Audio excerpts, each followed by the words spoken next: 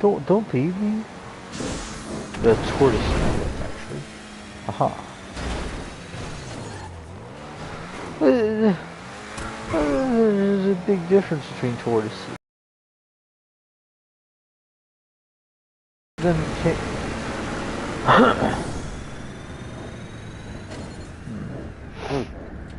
please land on the house. Yes. Nice.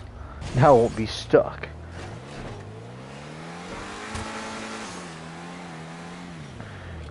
I mean,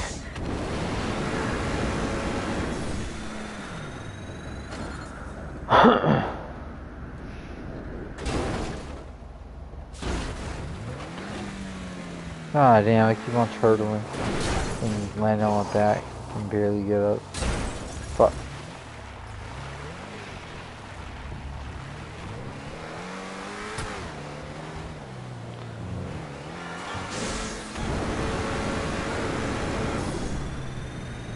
Here.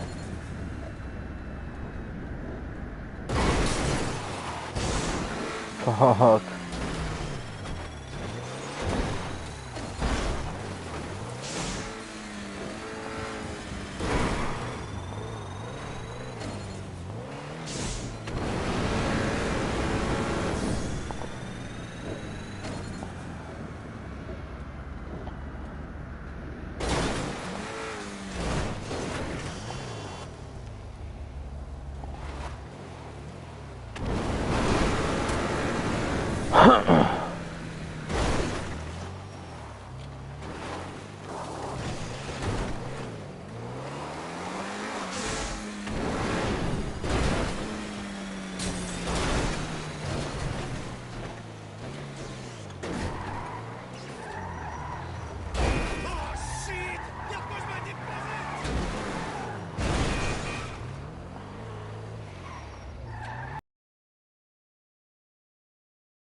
I know this might come up. It's called Cats in the Cradle. You're about to lose your car, by the way. Like, of all the things that could have landed in, like, it had to be inside of a fucking lake.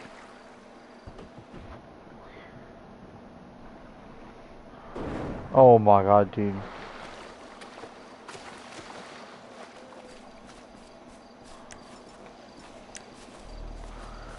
Kind of, yeah. Except I'm not taking a break on fucking purpose.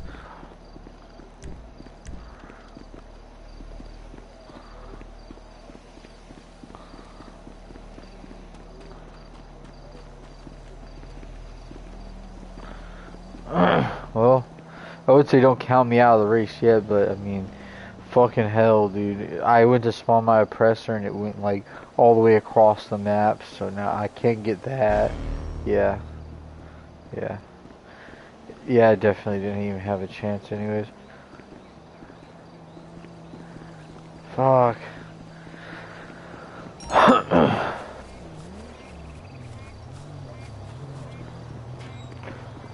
Oh, shit.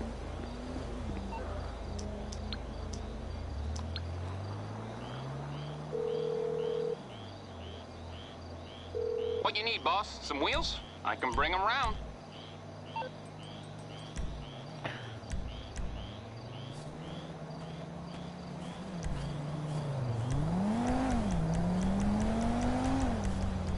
I'll get back to it then.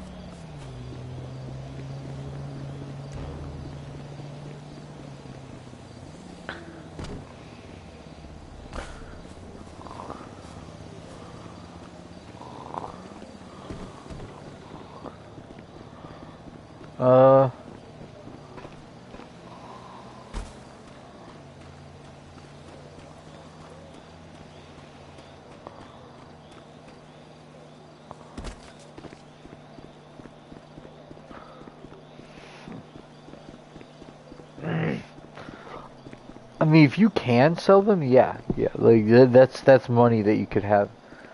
Oh no. Yeah, you should keep them supplied, but you shouldn't like. I wouldn't supplied, but just not with like. I don't know really. I've never really. With counterfeit cash, I buy it. I buy the shit for it. I'm gonna sell my counterfeit cash. Like forgery, I don't know. Like I'd probably do stealing.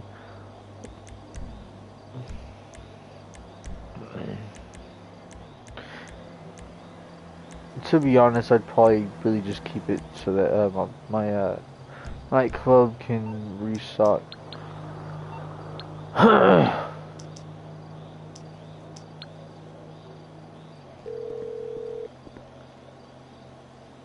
You calling for some wheels?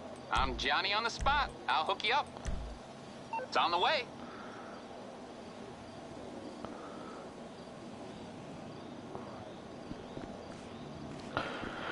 As long as the business is active, it will accrue goods from it.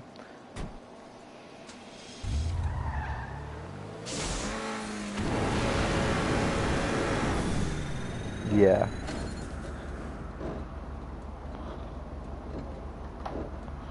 I've seen Tony's, I believe, before. Isn't it just like their RV? It's like you just walk into it and shit.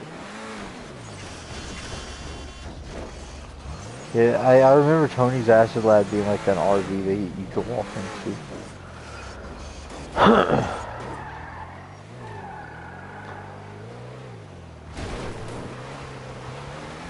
Yeah, you just walk into the RV and there's like an acid lab there.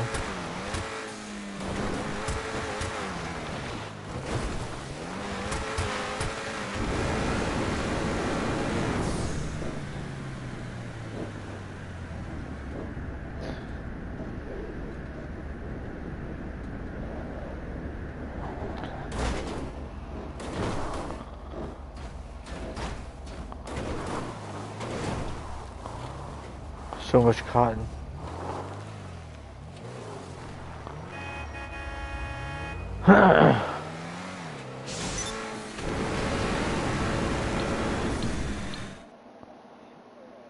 Disgusting.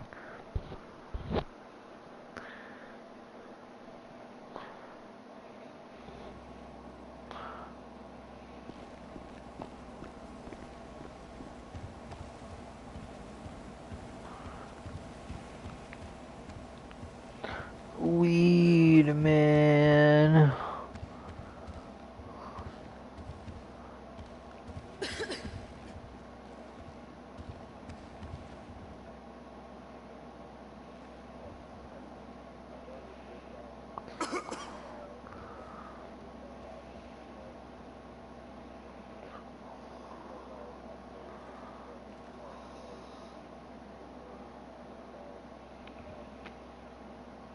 Yes.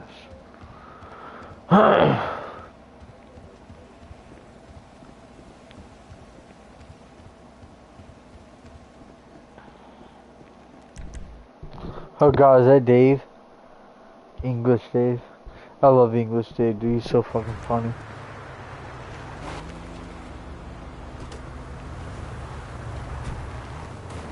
Did you see my scramjet? Behind us. Yeah, like, I'm not asking to drive around in it, but I don't know if you've ever seen it.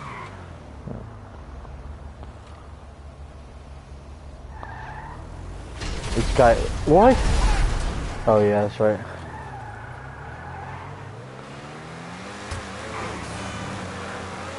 It's got a pearl color. Oh, what the fuck? I don't remember it looking like that. Tony's was just a... Is this the Acid Lab? Tony's didn't look this cool.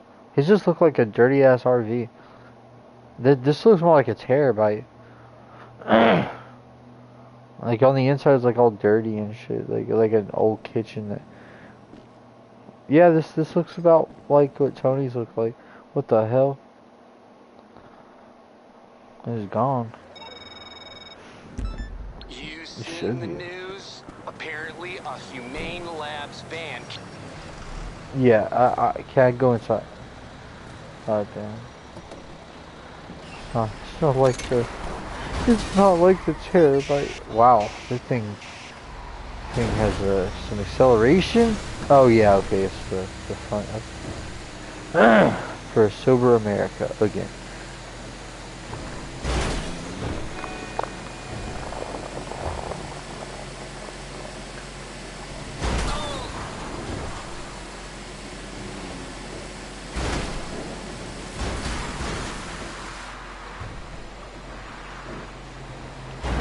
Yeah.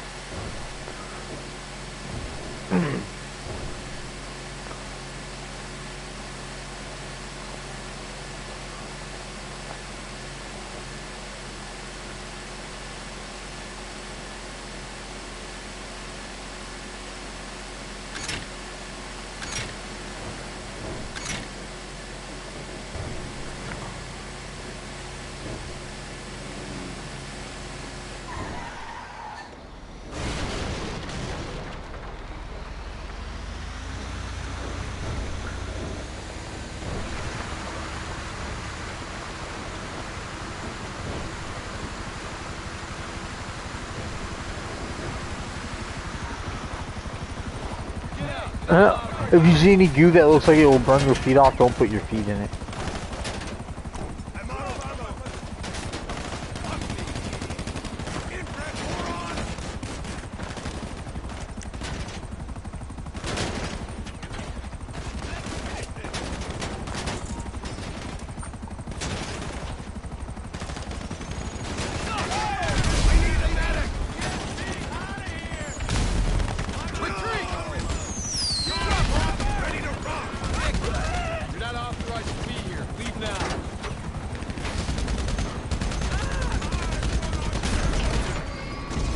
I shot out the tail. Did that land on top of your... No, did it land on top of your acid lab?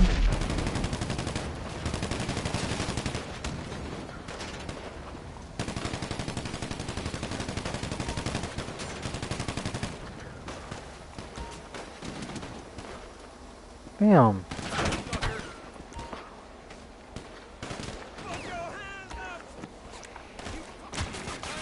Dude.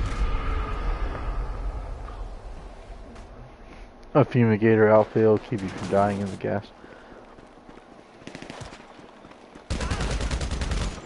God damn. These motherfuckers keep on killing the shit out. Okay. I got it. Let's get in here, those. Let's get out of here. These motherfuckers are ridiculous. Fuck.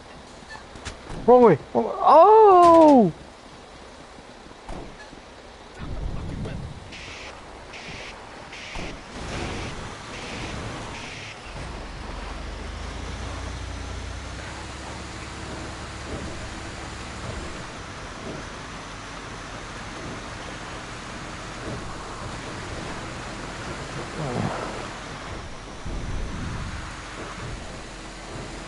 Oh yeah, by the way, I'm gonna, as long as I'm holding these supplies, I'm gonna be losing health, so there's a high chance I'm gonna die while we're carrying.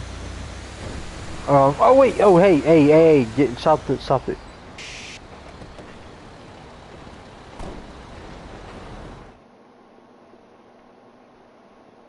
There we go.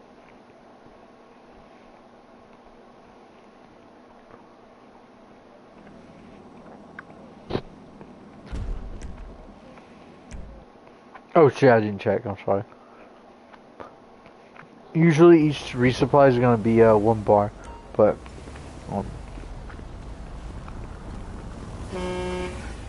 Look at this.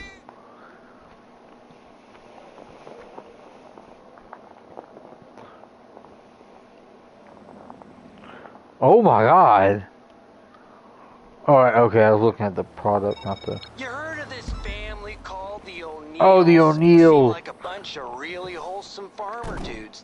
Anyway, word is they got a bunch of grain trailers that are totally infested with ergot fungus. Ergot, echo. It out because they don't know what we know. That Oh, the guy on the phone. He said they have grain trailers filled with ergot fungus. I call it ergo fungus though. Ergo fungus is the fungus that you refine down into LSD or acid.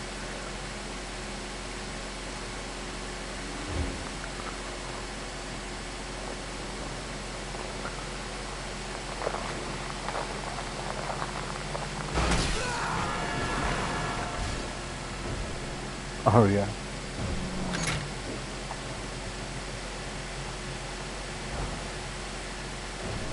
The oil slick.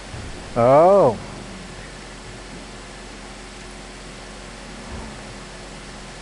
The MP is great for car chases. And then again, so are fucking exposed.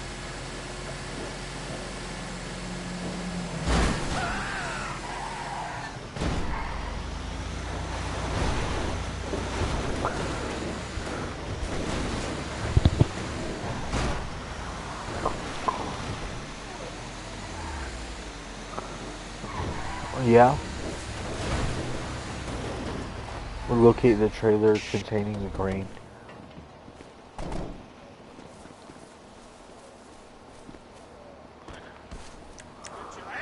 Son of a pig!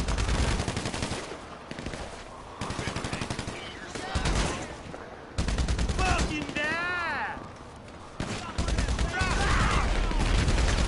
They're down! Oh, I got hit from behind. This guy's coming up behind you.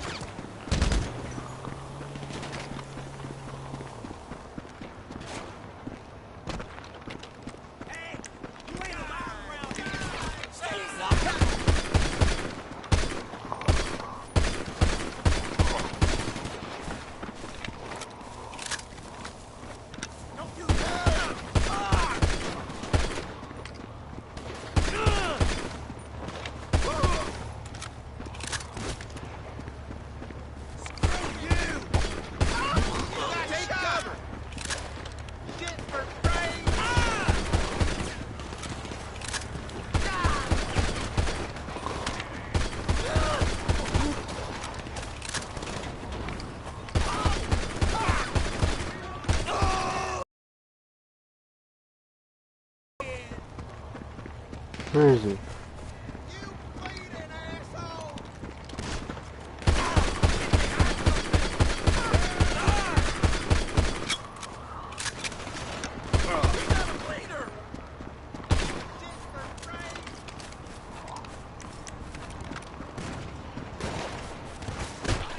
Fuck.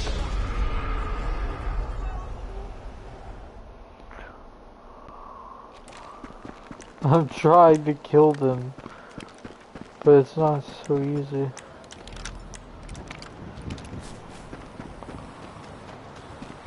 Yeah.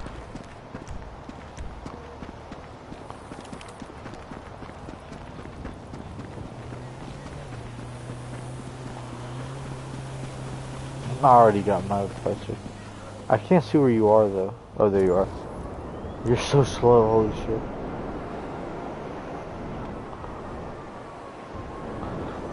Do you think I can stand on top of the grain trailer? Oh shit. Yeah. Oh fuck yeah. I think I'm gonna have to. Oh, I'm sorry. Fuck.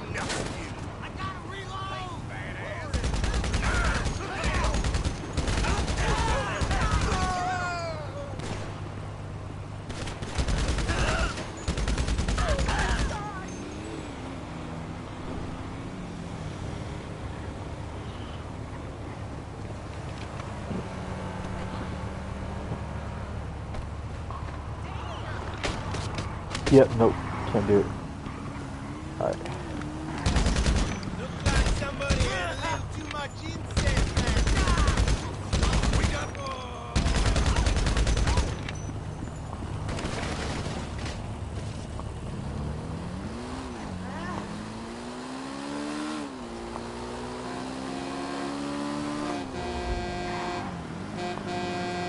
Beep, beep, beep.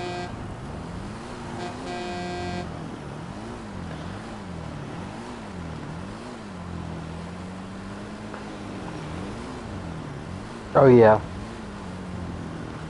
I don't know why.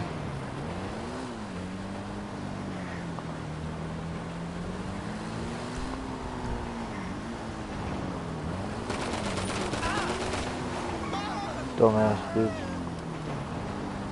Yeah, he's so loud.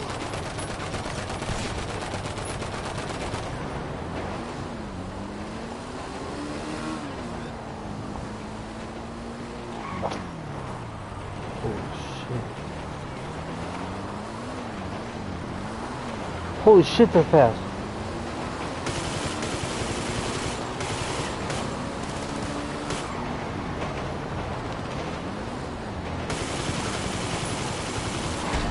God damn! Got ran over. Dude, watch out. Oh my god, dude. It just feels like it's impossible.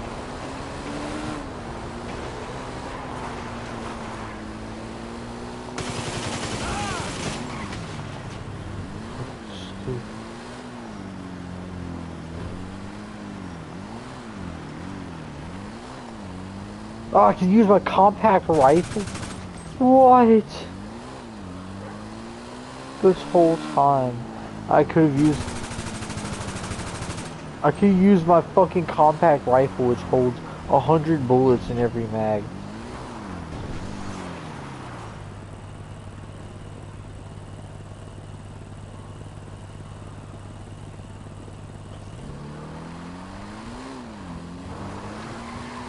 Where are we going?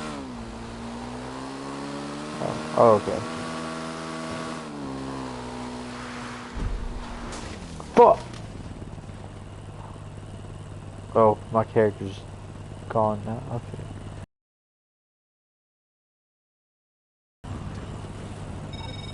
Man, I think I prefer fungus to, like, animals and stuff. We're gonna put this shit to good use. The crew is bringing the trailer over to the lab now. Oh, the acid lab?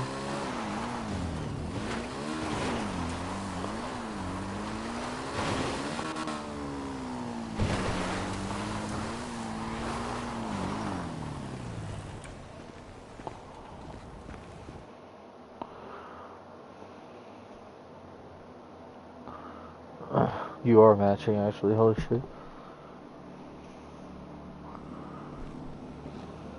Hello, hello.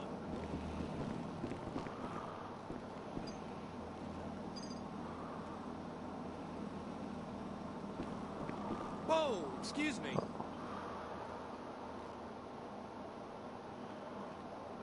Whoa, don't mind me. Feeling a little off? Badonka-donk. Watch your step. Whoa, excuse me.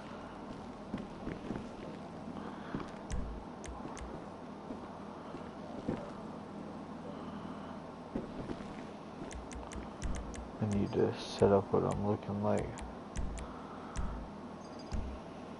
I need to set up some better outfits.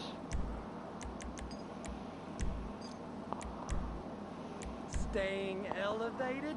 Huh? I hope you're getting high on our supply. That's like the first rule or something. I'm not sure. I don't have one of these. I don't have one of these, so I don't know. I don't really know anything about them. Oh, I thought you were talking. I'm sorry. I thought you were talking about the acid lab. Speaking of, okay, I didn't hear. Oh, how do you save them? Okay, so you go to your wardrobe and then, yeah, and then you click square, I believe, whatever. Make one. But I need to go to a wardrobe myself, so I'm gonna. Who's shooting me? Oh, I'm gonna need to spawn in my.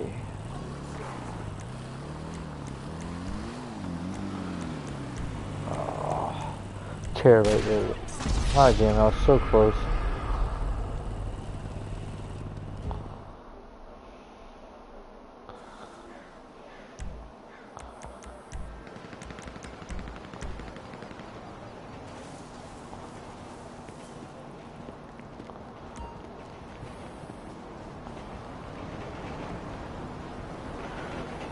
My terabyte should have my thing.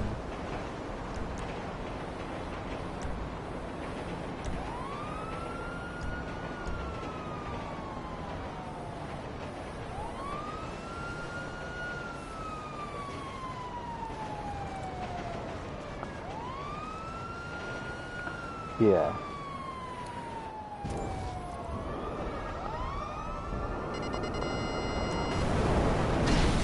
Oh shit! Whoops, sorry. Oh, I saw a lock on, so I immediately fired my missile at it. Like you know how they have different transmitters around the map and shit you can blow up. Yeah, I assumed it was one of those. I assumed it could. If it couldn't, I'd be like, bro, that's fucking stupid. Why can it not take missiles? I mean, bro, you griefers daydream, bro. Oh my god. Aha, the wardrobe's right here. Alright.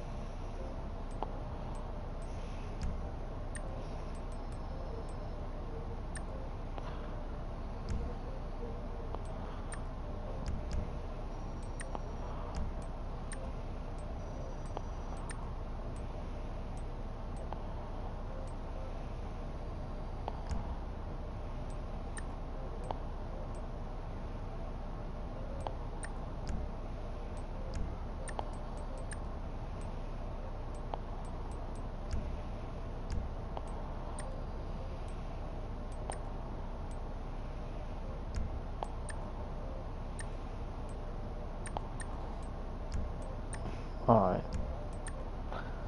Yeah, I got you. Let me finish up my class.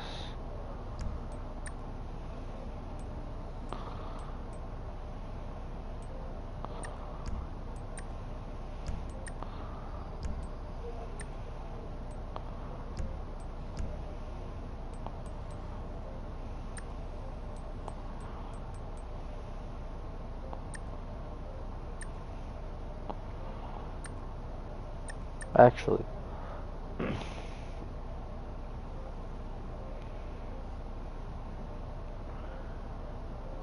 Alright.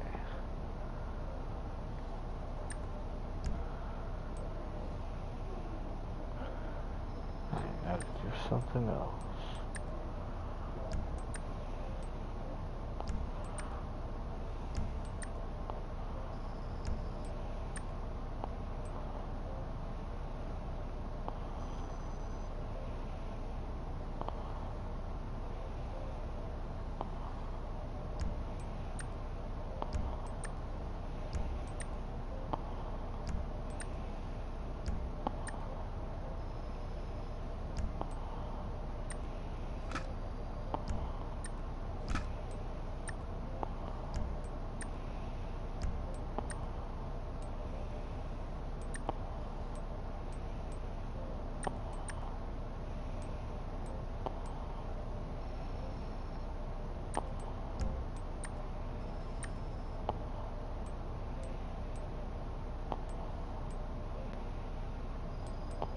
Holy shit.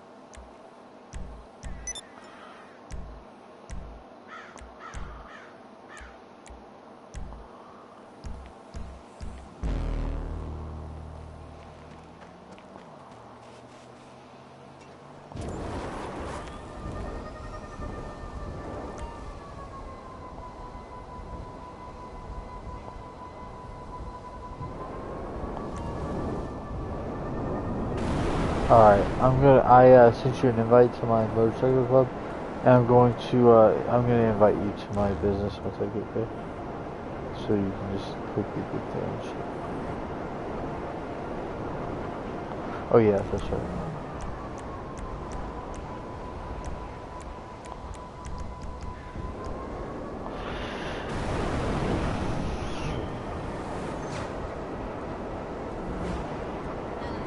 Oh shit, fuck.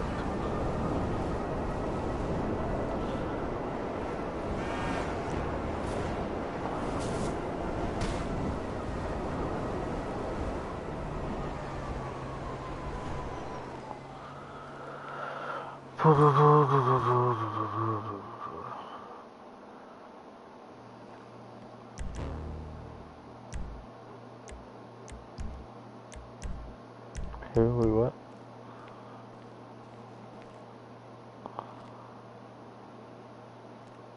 Was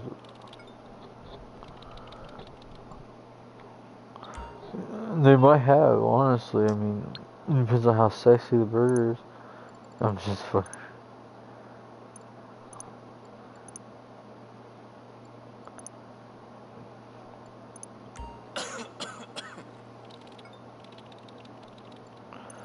Let me know when you're in there. Wait, oh wait, you're eating. I'll wait till you're done. Let me go and ask Tony for the vape real quick. I sent you an invite to my business, by the way. I made up a new outfit. I'd like you to see it.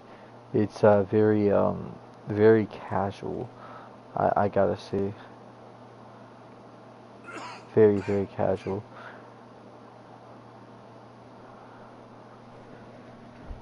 I don't have any new masks, so I didn't make an outfit with a mask on it yet. I have a couple with masks, but like I haven't made any new ones yet. But you know, I don't have any outfits with really, um, like I don't have any outfits with masks like you have, like a whole head of masks or anything like that. So. Kannst dich die Vape gesehen? Gehalten. Oh yeah.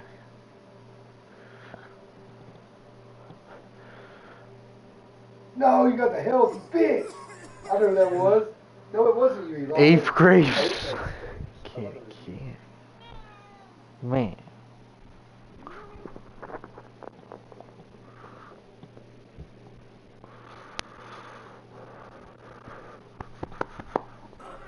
Oh,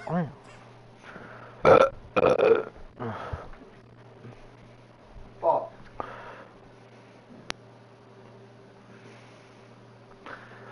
It's on. it's all nice on ice. All right.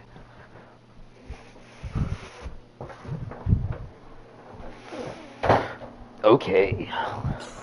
Let's get this shit ran, boys. Well, yeah, that's right. Fuck, you're eating. Keep on forgetting that for some fucking that you're eating. Okay.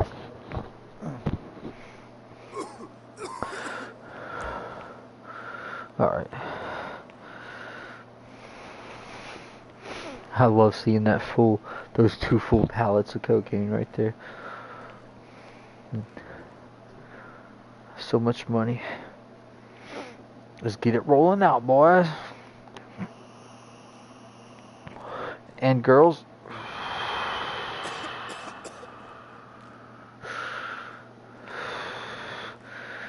With both of us, there's nothing we can't do.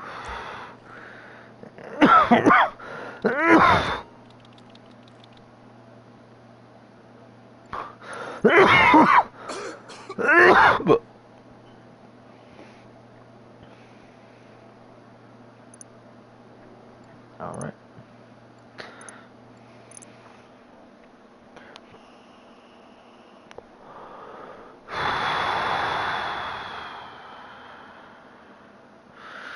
Just calculating how it's gonna fuck me over.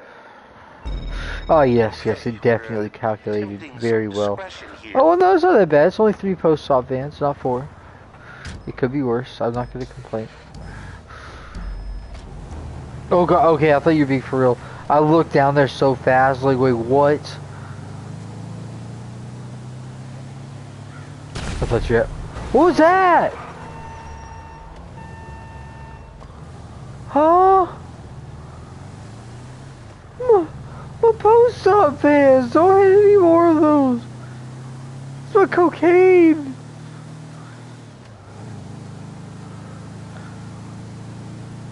I thought it was a player that joined us and he hit you with a rail gun. I was like, who the fuck is in my fucking session, dude? Well, yeah, it's definitely your mind now that I think about it, but holy fuck, dude. I was like, dude, who joined my session? It's your session. Yeah, I joined you, yeah. But our session, no, you fucking communist.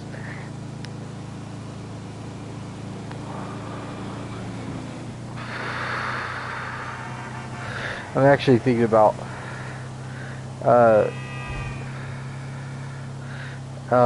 I've been wanting to make no, never mind. I was thinking about talking about making like another group for me and you that like more that better encompasses us, you know, or something like that, you know, with a new name and a new logo or something like that.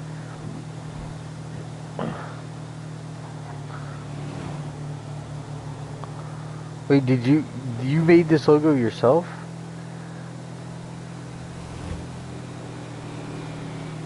Oh, I thought it was just a logo that was pre-made by Rockstar or something.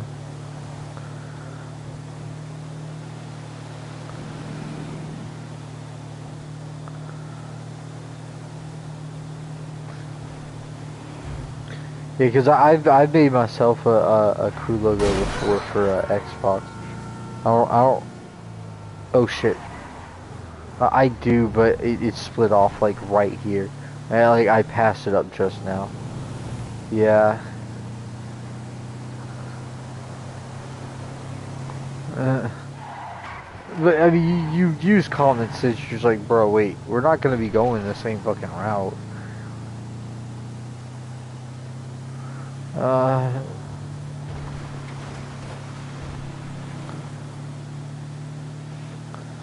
Huh.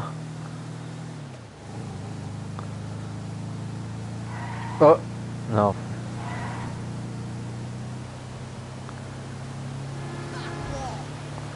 Huh. That is something I do.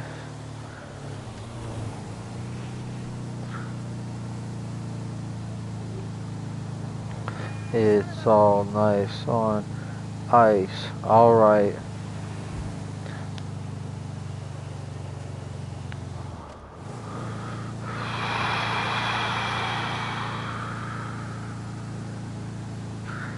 Gang, gang.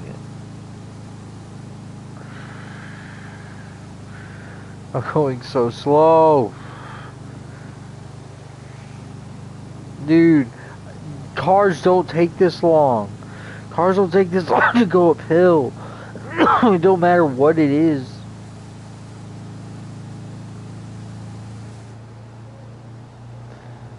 Yeah, it doesn't go 40 miles an hour. Yeah, like a van like this would be able to go at least 70 miles an hour up a hill. Like no, at most, you know, I'd say at most maybe 70 miles an hour up a hill. But that, I mean, that's if you press it hard. But like, it's not gonna go fucking 40 miles an hour tops up the hill. You know, what the fuck is up with that? It doesn't matter how much it. Well, it does matter how much it has in it. But I mean, if it has like this little bit in it, like a fucking cocaine. Like, cocaine is pretty dense. It gets pretty heavy, sure. But it's not like that. Dude, they don't put that much in there. I mean, come on now.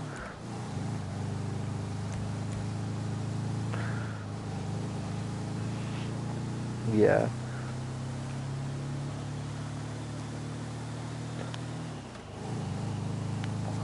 Luckily, we only have 3 trucks, though, so I mean, it's not that bad.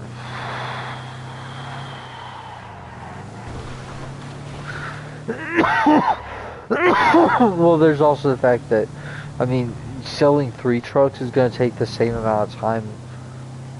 It also doesn't change the fact that selling 3 trucks is going to take the same amount of time as selling 4 trucks for us.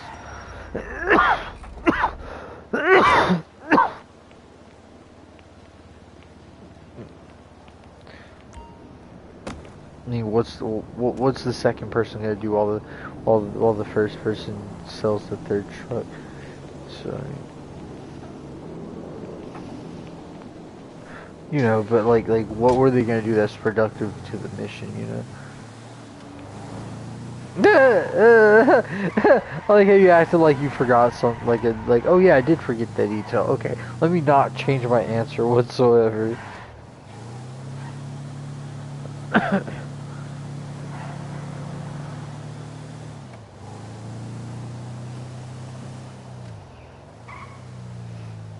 Yeah, I wouldn't mind making a communist group on GTA though.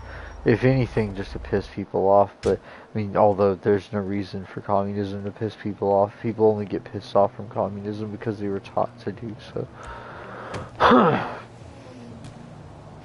And people get communism mixed up with authoritarianism. Authoritarianism is the order by which a dictator rules over a country. One person decides what's best for the rest of the world, essentially. But communism is a system. Yeah, Donald Trump. But the communism is just a system. It's an economic system, like capitalism. Communism is a system by which people get paid the same wages, essentially. Like, everybody gets an equal share of the wealth. There is no rich person, there is no poor person, there's only people.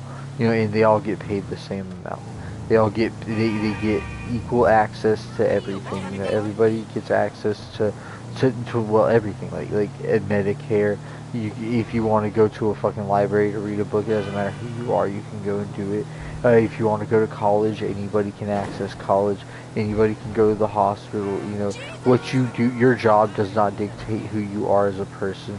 Your job is separate from your hobby. You know, and what's it called? Or a lot of the time, your job and your hobby are going to be the same thing. Actually, in a communist society, your hobby and your job are going to go hand in hand. So I mean, that's the whole thing. In a capitalist society like how we have now, your job and your hobbies are always going to be separate, because you can't be anything you want in a capitalist society. You can only be what what life has afforded you, I guess you can say. Like, I want to be a scientist, but in order to be a scientist, I have to go through college and things that I can't afford to go through, you know. And once I do go through college to become whatever scientist I want to be, from whatever field of science I want to study, that the field of science I want to study is almost certainly not going to pay anything. So I'm going to be stuck with college debt that I'm never going to have any hope of paying off. So because all you are is a tool for richer people to get richer, and that is it. In communism, everybody's the same.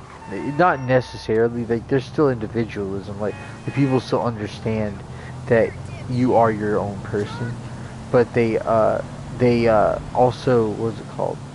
They want to take care of you too as a person. Like, they want to make sure that you aren't going hungry. They want to make sure that you aren't going thirsty. That you're able to take a shower every day. You know, they want to make sure that you're okay and that you can stay. Like, the only issue with a communist society, which isn't really an issue, is the fact that there is no social mobility. Like, you can't become rich in a communist society because there is no concept of rich. There's no such thing as rich, because everybody gets paid the same. The concept of money itself is really just a way to keep people from getting everything from a grocery store. You know, like if everything was free, people could just go into any grocery store and just take everything they wanted, you know, unless they put a limiter, you know, a limit. Yeah, greed, yeah. But, you know, that's the only reason why money would exist in a communist system, is to keep people from, you know, greedily taking everything. But that's it, you know. Yeah. But my whole thing, though, is like I am a communist. Like, I never thought I would ever be one, you know, but once I figured out exactly what communism was, being a communist was literally just common sense to me. I was like, why is not everybody a communist? And I figured out, you know, like, I mean, the same reason why I wasn't for the longest time, because they don't understand what communism is. We were taught our whole lives that to be a communist is to support a dictator. You know, it is to support like a person who will shoot you in the head for not agreeing with what they're saying. You know, that's not the case. Those are two different things. Authoritarian communism is the only type of communism that has ever existed. We've never had democratic communism or anarchic communism, which is democratic communism is a communism like if the U.S. was communist. So like people can choose the leader, like the people choose the leader, and the system is communist. But anarchic communist is what I am. I don't believe we need a leader. I don't believe that leader is necessary. We just need a government to keep everything organized, and that government should not be above us. It should just be like an office that people work in to keep everything together. It shouldn't be a governing body that rules over us. It should just be a body that keeps everything together and makes sure that everything is running smoothly. You know, that's it. That's all the government should be. It should just be an organizing body. It shouldn't be a ruling class, you know. Because like, it should not give power. That's the thing. Like, you know, like the government should not have power. It shouldn't give power. It shouldn't have power. Like nothing to do with it should have anything to do with power. It should not have any authority. It should just be an organizing body, and that is it. There should be no president. That the whole idea of there being a leader of a country is really old. It would like that. It's modern times now. You know, there's no need for us to have a president. You know that. What is it? The fucking 1700s, bro? What the fuck?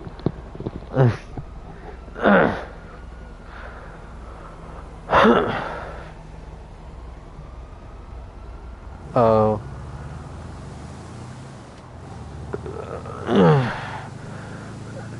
Yeah. It's because Trump said it was talking about buying Greenland from Denmark, and he was talking about, well, you know, Trump started it when he was president last time. Yeah, but okay, yes, but like nobody was actually being serious. Nobody actually thinks that Denmark's gonna sell the United States Greenland. But no. I know what you're talking about. Like it's all something that Trump brought up. You know, at the whole thing. But like you know, it's just like the same thing with him, like instigating things by talking about buying Greenland and shit. But he wanted to make. But he also wanted to make Canada the 51st state and shit, and he wants to buy the Panama Canal back from Panama.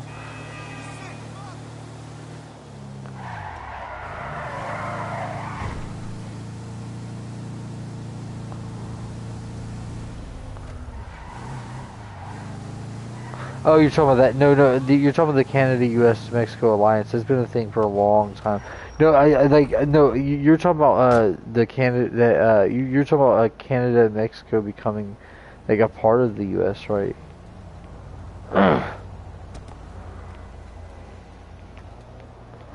Yeah, yeah. That would be perfect. But but there is a whole thing happening.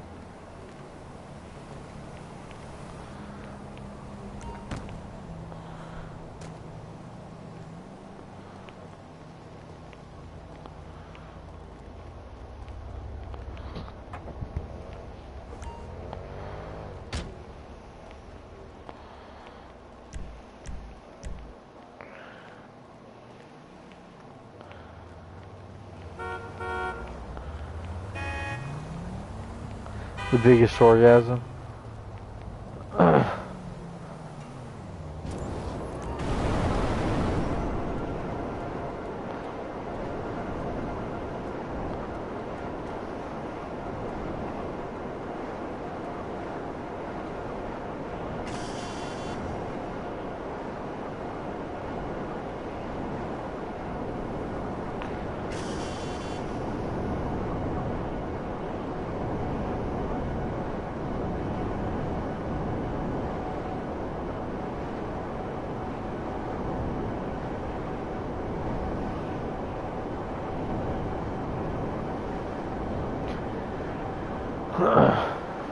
That would be interesting.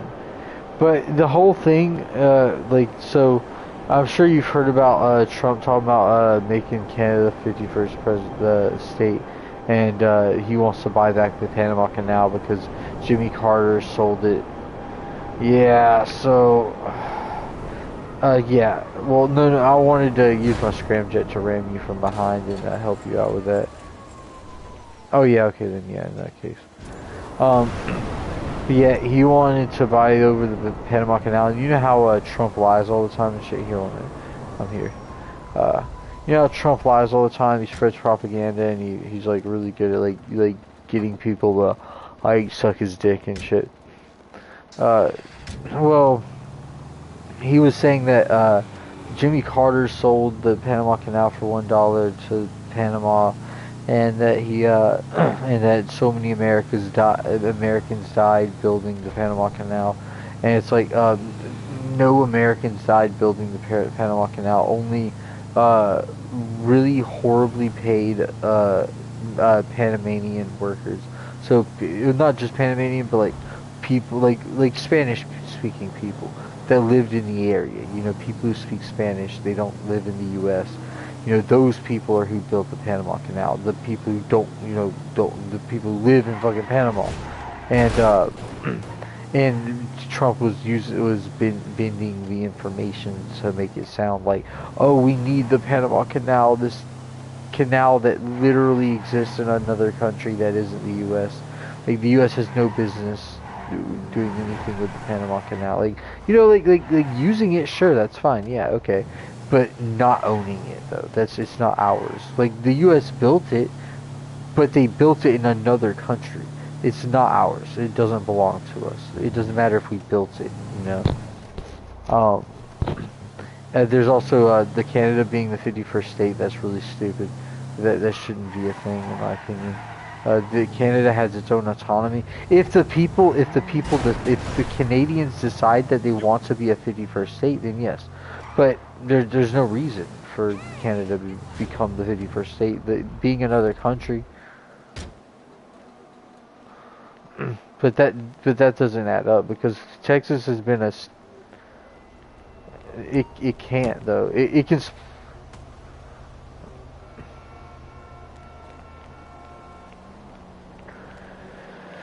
And you know, people say that, but that is a myth too, though. Like they can't actually do that. If you look through the legislation in the Constitution in the Texas, well, the legislation for Texas within the U.S. Constitution, that it states that Texas can split up into 5 smaller states, but they cannot split from the union.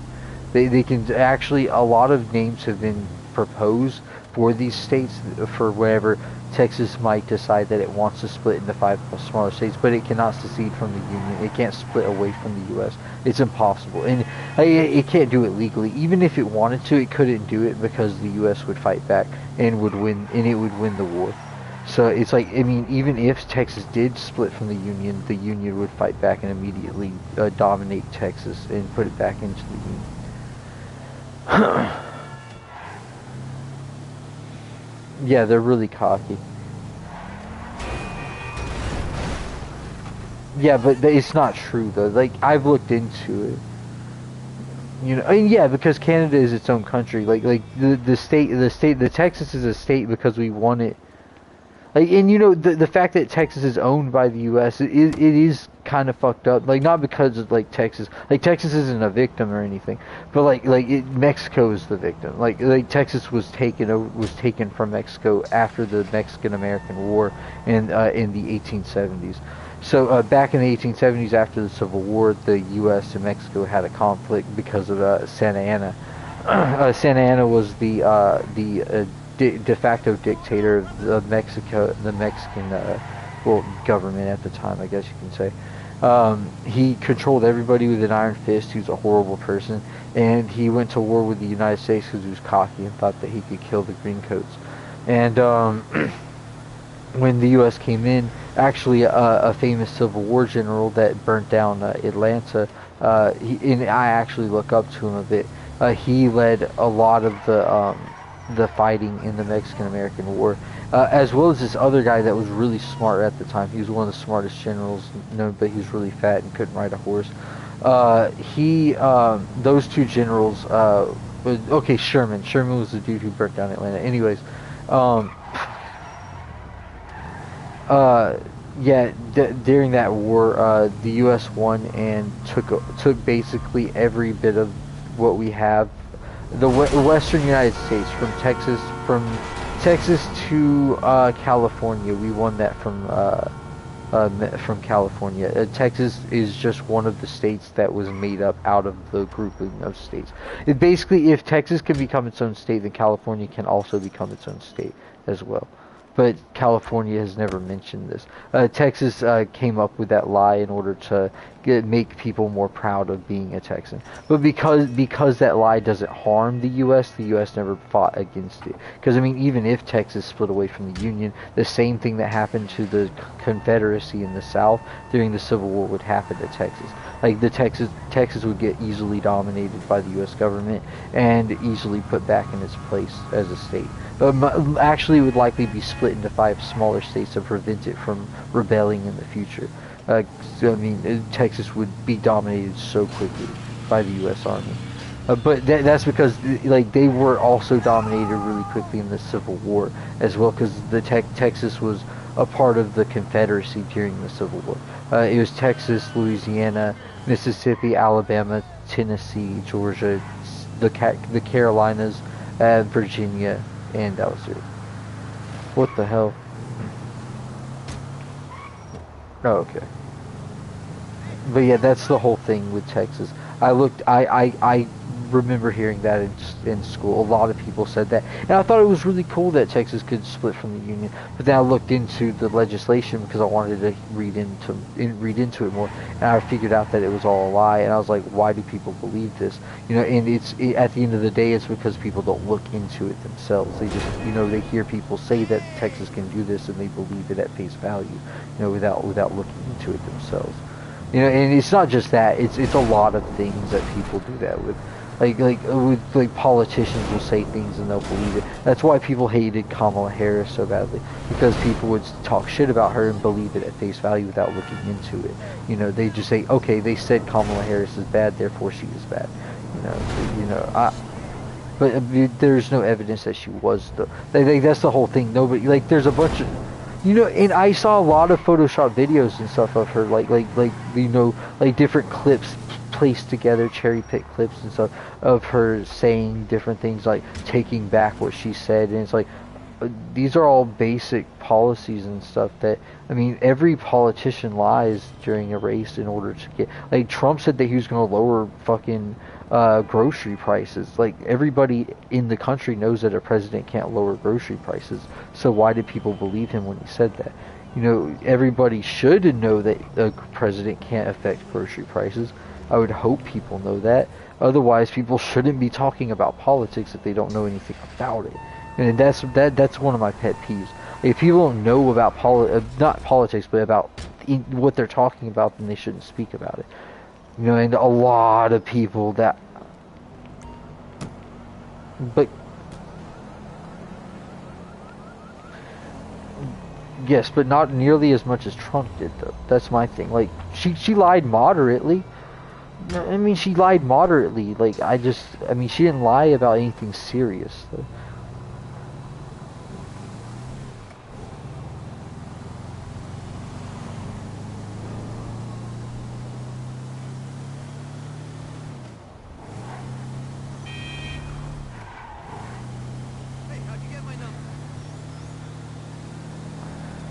I've never heard about this, though.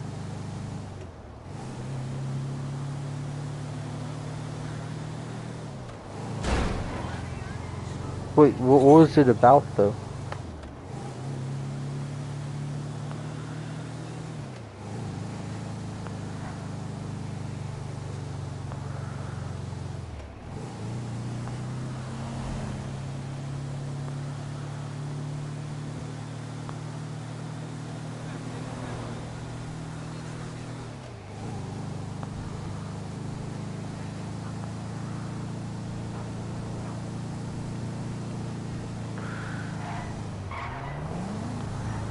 like tax, what's it called, getting people who, the descendant of slave owners to pay a reparation fee for, pay what's it called, uh, getting basically like the descendants of slave owners paying people whose great grandparents were slaves payback for the bad shit that was done to their grandparents as slaves. Like would no like getting the slave owners, the children of the slave owners, to pay the children of the slaves.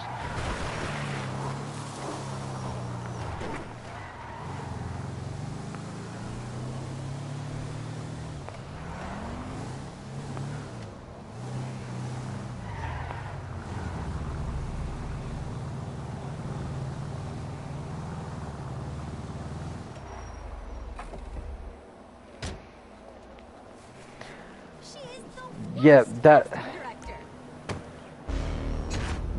sounds like a joke, though. I mean, it does just sound like a joke on it. 1 minute, I gotta look into it though, because I mean, I see why it's messed up, but like, I've never heard of her saying that, and if she did, it could have been a joke, because a lot of the times when I watch Kamala Harris, she's a very humorous person. She just makes a lot of jokes, you know. She's a very jokey person.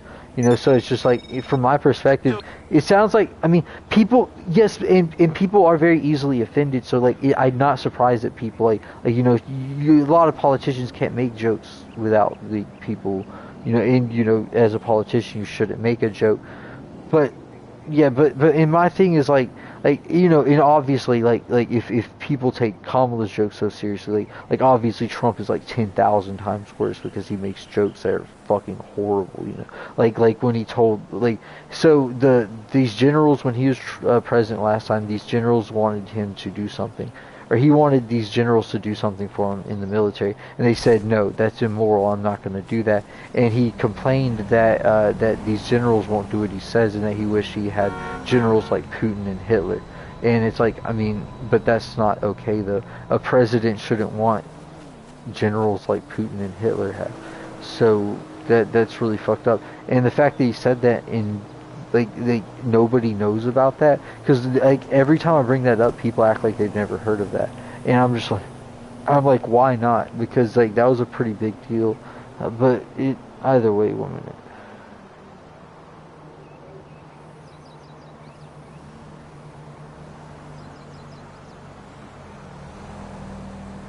And my problem is, people are so critical of Kamala Harris, but they're never critical of Trump. So, and that's always what I'm wondering about, because Kamala Harris is obviously not nearly as bad as Trump, but like people are so critical of her, and I'm like, I always wondered why, because she's like so obviously not as bad as him. I mean, now look, like, I'm not saying she's perfect, because I mean she's not exactly a fucking communist, so I mean I don't exactly support her completely, but I mean she's not exactly not a communist either, you know. So I mean, like she does support the idea of taxing rich people higher and poor people, you know, lower, you know, like any Democrat would. You know, I mean, that's kind of like their.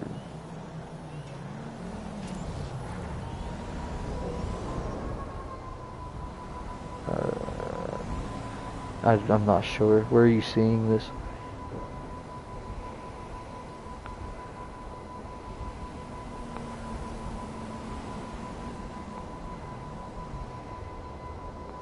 No.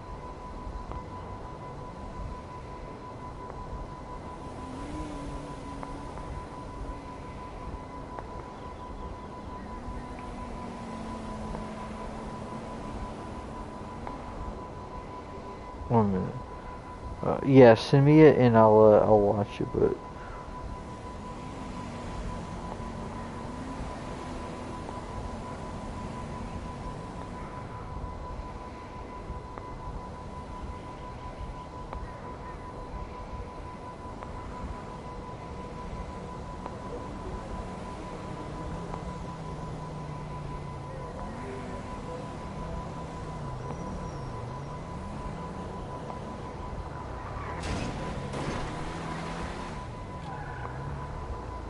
yeah.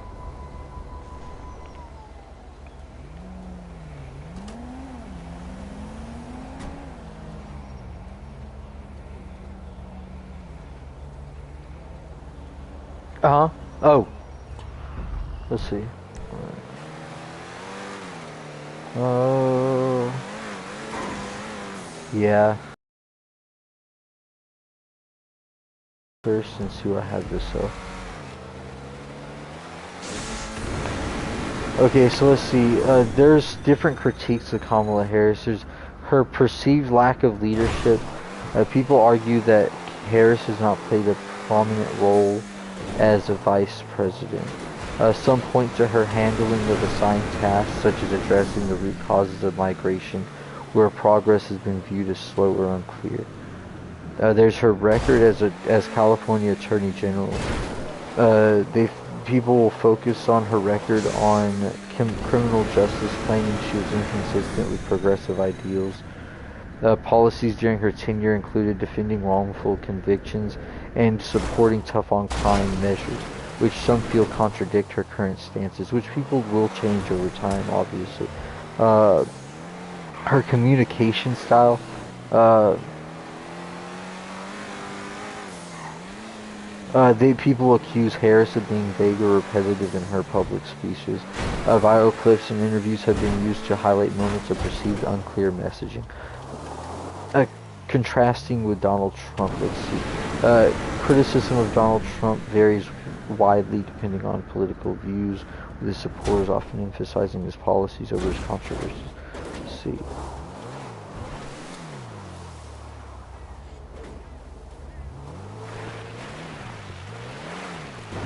Let's see. Trump supporters often value his America-first policies and strong rhetoric, seeing him as a decisive figure regardless of his personal conduct. Criticism of Harris. Wait, what?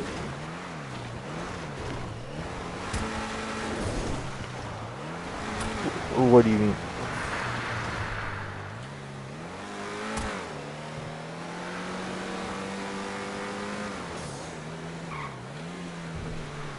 Oh, Trump, I haven't seen any evidence that Trump is religious either. Like, that's my thing. Like, I don't think he's religious, honestly. I don't even think he's a Christian. But he doesn't say anything about it, so he's obviously trying to play into them a little bit. I can tell he's trying to play into the religious people. Like, he may not be religious, but he's definitely, like, he's trying to get into their pants, I guess you can say. And the best way to do that is to play into what they want, I guess you could say. Let's see. I mean, well, that's what Trump. Oh, okay. I was about to say. I was like, well, that is, you know, yeah, because I was like, that is what Trump does. You know, he does lie to get what he wants and stuff. And you know, he has been a rich person his whole life, so you can't blame him. That has been his whole life. His whole life has been saying what people want to hear in order to get your results.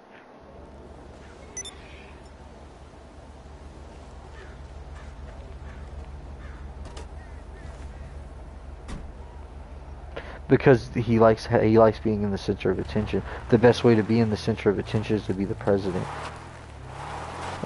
Let's see, you got to remember that the United States is the oops, I didn't mean to change I didn't mean to change the radio station over. What's it called? Yeah, Trump wants to be the center of attention. Remember that the United States is the most powerful country in the world, and being the president is like being the leader of the most powerful thing that exists on this planet.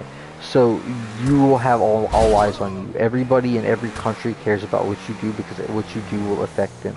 And having that much power is a high for Trump, and he wants that high. He loves that high, you know. And you know, you can't blame him for that.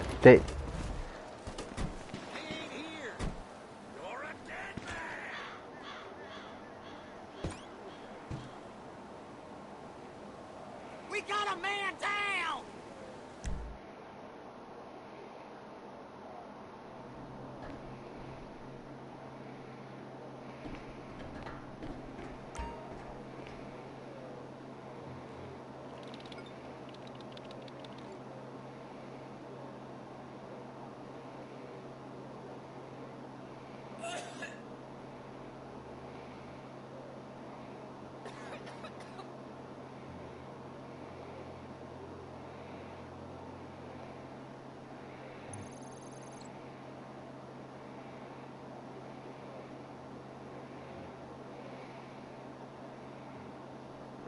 I'm not sure.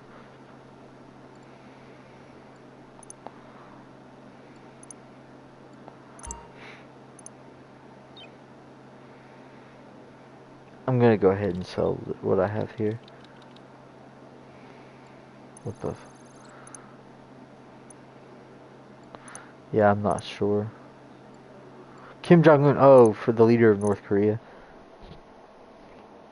Yeah, North Korea is the evil Korea, or the fucked up one that starves their people and shit. We on? Um, Okay. Donald Tow Trump. trucks, products loaded and waiting. Oh, I'm gonna They'll pay more reheat for it it in if you get it to a them little quick, while. so But yeah, Kim Jong Un, Trump is friends with his ass.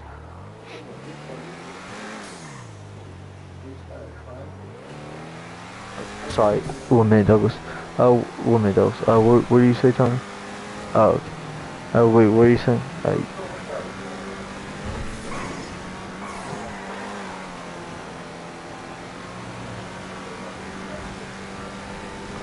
Oh, sorry, Tony was talking to people in the party. Oh, I was telling Douglas that you're talking to people in your party. What were you saying, Douglas? Sorry.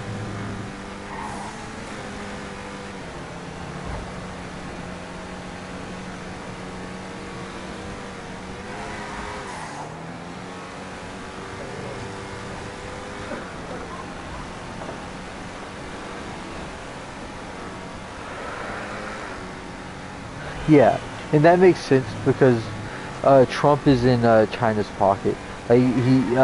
So Trump wants to be a dictator. Like the pure and simple, he wants to be a dictator. What was it called? When he was president last, he went and talked to every dictator in every country. He said that it was because he wanted to ease relations with those countries, but the U.S. is way more advanced than every country out there. In almost every way. So I'm just like, there's no need to really appease those countries. You should be working to make them better. You shouldn't be worried about they're their own people. Let them do what they want. No, they're people that are being oppressed by a government that wants to control them. That's not good. I don't give a fuck about culture or whatever. No, they can have their own culture and stuff, while the people are free and can make their own decisions and stuff, not made by the government. No, I'm not okay with that.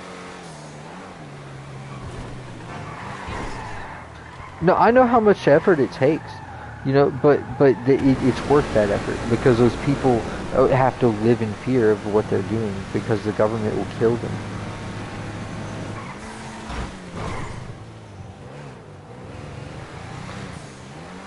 But Douglas, it, no, but and I do though. That's the problem because these people are these dictators, the people who control these people, are going to cause wars to happen on their own. Dictators need a conflict in order to stay in power, and they will create conflict. They will create new wars. Democratic countries never create truly democratic countries never create conflicts in order to get into new battle. The U.S. has done this in the past. That's because it's never truly been democratic. We do live in a democratic country. I'm not saying we don't, but I'm saying that we aren't truly democratic yet. We haven't reached a truly people. The vote, who gets elected is based on what the shareholders want. The people who pay the money and shit are who decide who gets elected at any given moment. It's really the people who vote, voting does matter, but the propaganda that gets played out to people will be bought over by the people who have the money. The people who have the money will buy the propaganda, which will influence the people to vote for who they want to vote for. Why do you think so many people voted for Trump so far? Because all the people who had the money bought all the propaganda to talk about how great Trump was, everybody on the left supporting Kamala Harris had as much ammunition as they needed to fight against Trump. because Trump, even without trying, we didn't need to create lies and propaganda about Trump because Trump is so obviously an evil person.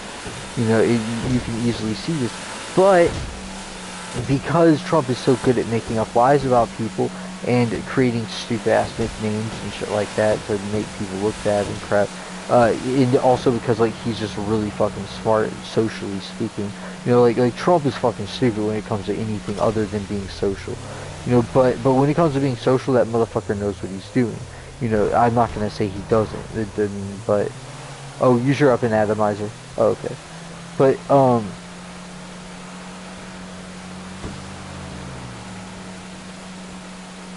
okay, but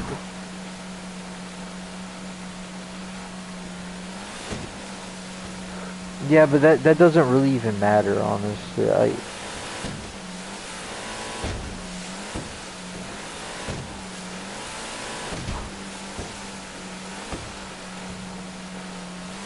But guns are the extension by which people with mental issues exert their.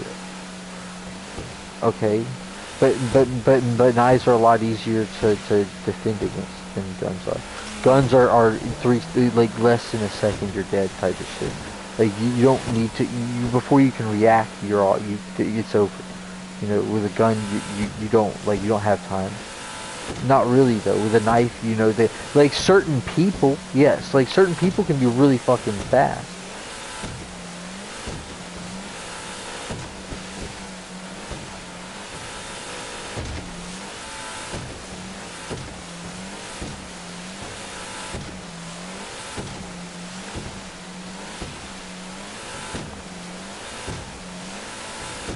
Okay, but in every country that had guns but then legalized or it made the guns illegal after some massacre or something, in every country that did that, gun crime went down immediately after it was made illegal. Like in Australia. Australia is usually the best example of that. But immediately after that, gun crime as well as murders they went down immediately because it was a lot harder to get a hold of a gun. Not impossible, you know, you saw the deep web, the black market and stuff, but it's a lot harder to get a gun. It's like buying drugs and stuff. I mean, but way harder to do because guns are a lot bulkier and they're harder to transport around. Sure.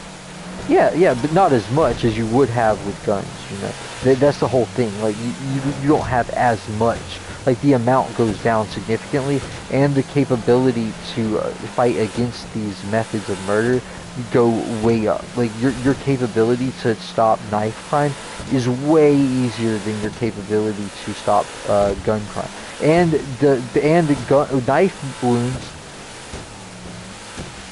yes, that's true too, but dressing up a knife wound and saving somebody's life after a knife attack is also way easier than dressing up and curing somebody from a bullet wound, which bullets go way deeper than most knives do.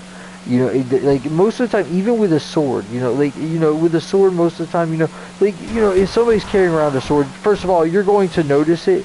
You know, you're going to notice the sword, you know. Yeah, but. And my thing is, my whole thing is, like, the guns, like, owning, like, the only excuse for people to say, like, okay, guns need to be legal, the only excuse they have is, I like guns, and guns are cool. You know, that's the only excuse. And you know, and that's fine. Well, no, it really doesn't have anything to do with self-defense, because, like, okay, well, you keep your gun in your house, right? Okay, your child picks it up, thinks it's a toy, and then shoots themselves with it. You know, like, okay, this happens every day. Like, it happens all the time. Kids are always shooting themselves. Okay, and yes, that is an argument I've heard. Okay, and I have an argument against that too. I'm sorry. Yeah.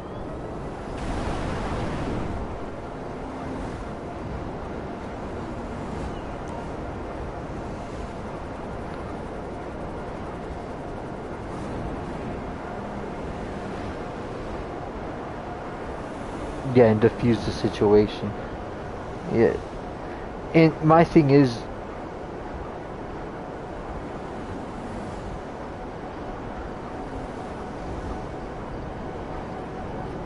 vital.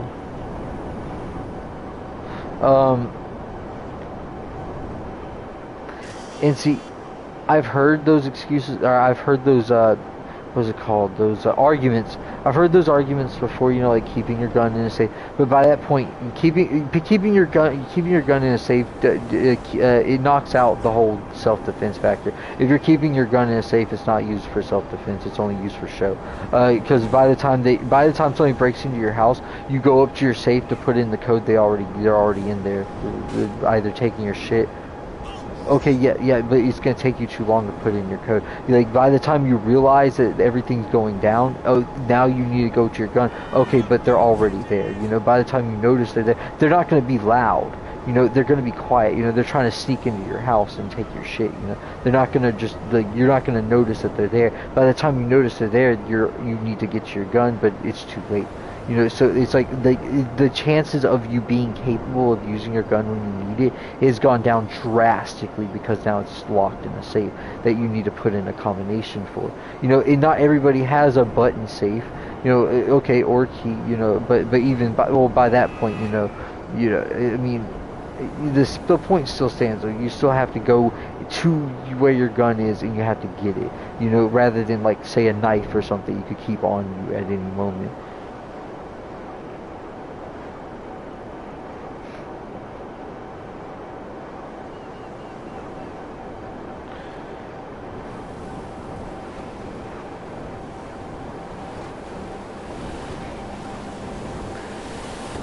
And see, you know, my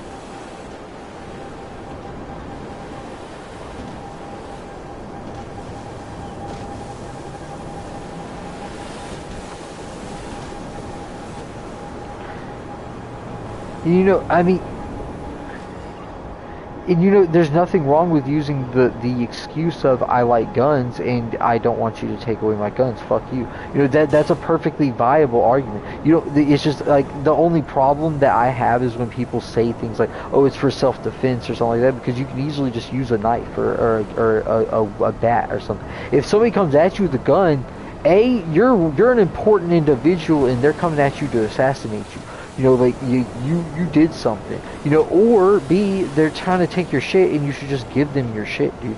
Like your shit's not worth your life. You know, they're not gonna kill you. They're using their gun in order to scare you into giving you their shit. You should just give them your stuff. You can get your stuff back. You know, you can't get your life back. You know, so I mean, the whole gist of that situation.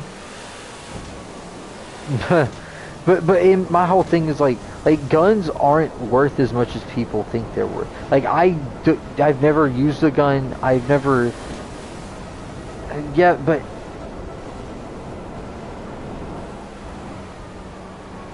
Oh sure.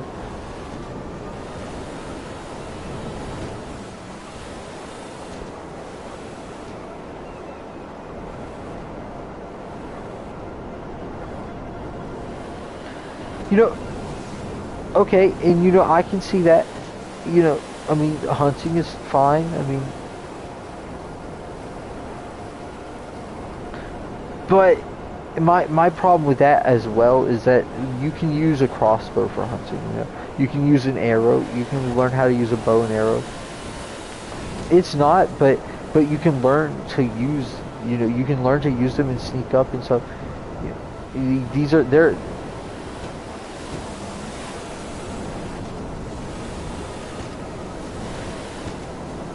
It's just, I would feel safer. I just know that personally I would feel safer in a country that doesn't have people. Like, you know, and I can trust, I understand that I can trust a lot of people with guns. I'm not saying that guns themselves are the problem. I'm saying that I don't trust most of humanity to have these tools. Because these tools are dangerous in the hands of these people. There's so many people that can, yeah. There's just so many people that can get harmed because these idiots are running around with guns, and there's no regulation to keep them from hurting people. Like, it's not that the government wants to take away everybody's guns. It's that they want to take away the guns by the chance that, like, what's it called? On the what's the word for it? Like on the off chance that they'll be taking it away from the crazy people, because like the crazy people are always going to ruin it for everybody else. You know, it's always going to be the bad apples that ruin the bunch. But removing the guns from the bunch is great because it removes the guns from the people who would actually use it to harm things. You know, and that's the whole thing. My business is getting fucked. And you know, I have no real stance on the Second Amendment gun thing. Like, my real stance is, like, I would feel safer in a gunless country, but I'm not about to take a stance against it because people just like their guns. I mean, yeah.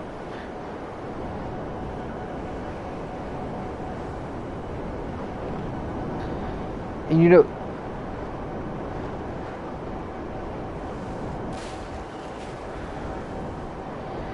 but Douglas, you also gotta remember that most of those crazy people are not just crazy, they're fucking stupid. So most of the time they're gonna think they're like invincible or something. Like, even if you have a gun, think that they can actually dodge the bullets, you know. So they these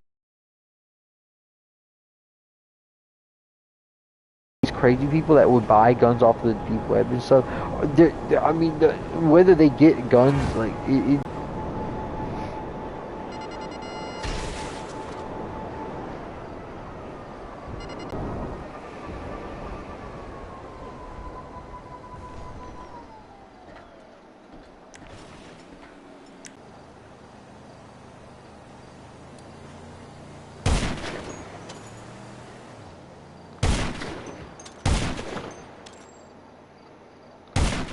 yeah, there's a van there that with my product. I'm sniping them from afar.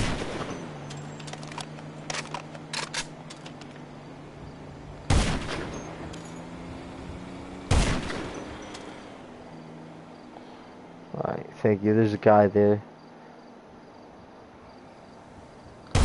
Fuck. I almost did, but he crouched. Got him. Okay. Yeah, there should be nobody else there.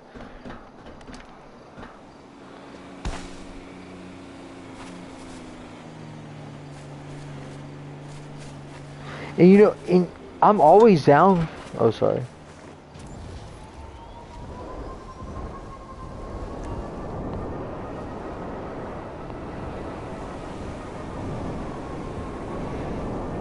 Yeah.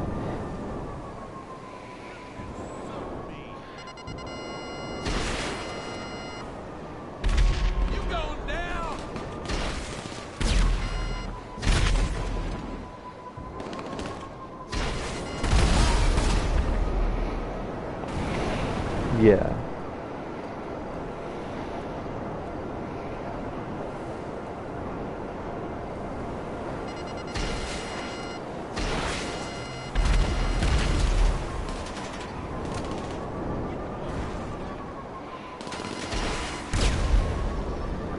I don't know, dude. I just don't feel like, I just don't feel like guns are really necessary because I've never had to use them before.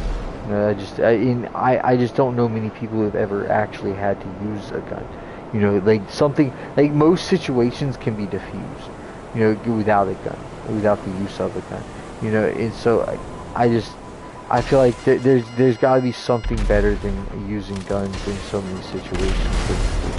You know, but I mean, you know, and that's why, like, I usually don't take a stance when it comes to gun control and stuff because it's a touchy subject, and people typically won't, like, they at the base of the problem, the people that argue for gun control, it's not really about anything that they're talking about. It always really just comes down to, like, I like guns, they're cool as fuck, dude. Like, they're sick. Like, I like the way they work. I like the function of them. I like the idea that they send pieces of metal out really quickly. You know, it's fucking cool. You know, I get that. You know, that's fine. You know, but it's just like, yeah, you know, but in that, but I feel like people should be, yeah.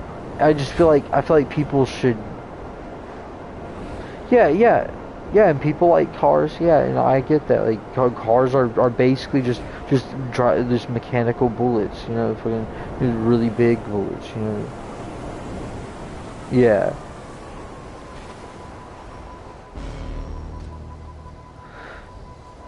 fucking cops, man, I swear to God.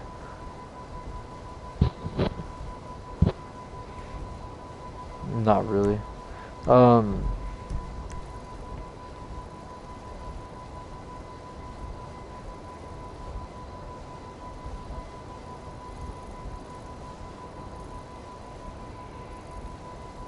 there's also the fact that people also use them to overhunt too. People also use them to hunt way too much of an animal. So many animals have gone extinct, the poachers. Yeah, but the fucking laws don't work. Shit. Yeah, but unfortunately, those laws never goddamn work though. The fucking hunting, the game wardens just get paid off every time.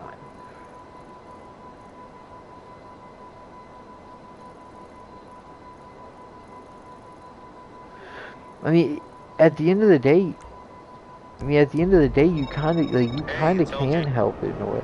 Like there are steps that can be taken in order to make a world where corruption isn't a problem. But no, and my thing is like, in order to fix these institutions, it looks really pretty. I always love the moon though. The moon is always like my favorite thing out there. It's so pretty. No.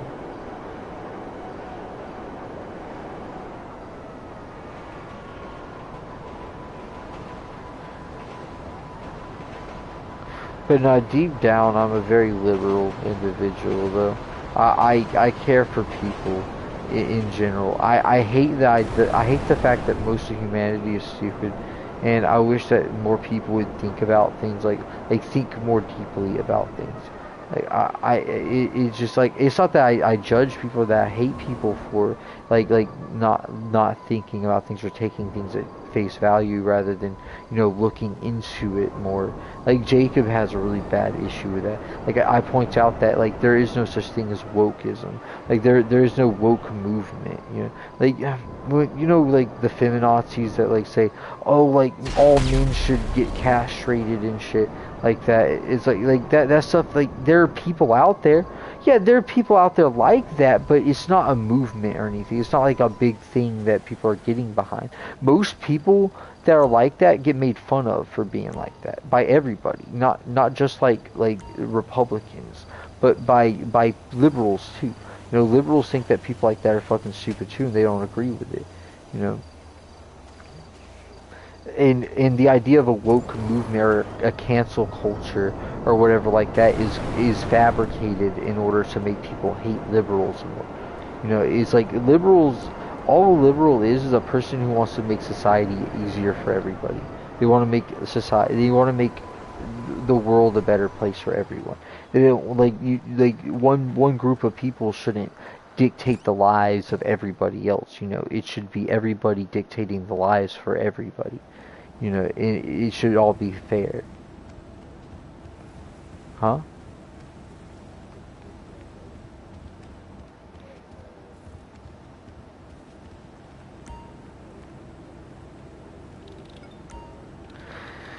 The problem with executions, like, see,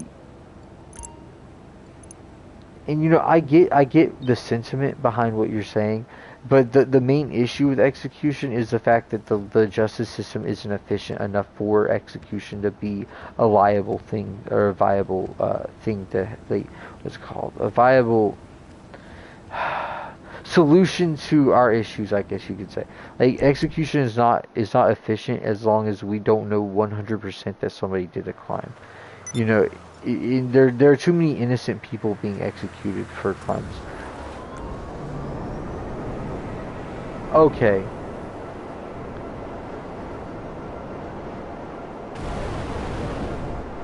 And you know, I do believe that those people should be executed.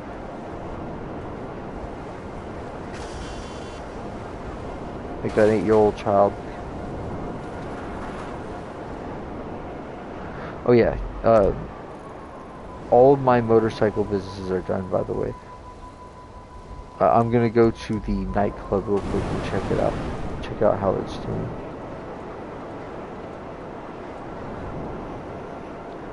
Oh, actually, yeah. Well, let me go check out. Wait. Yeah, what do you need help with? Because I'll help you out.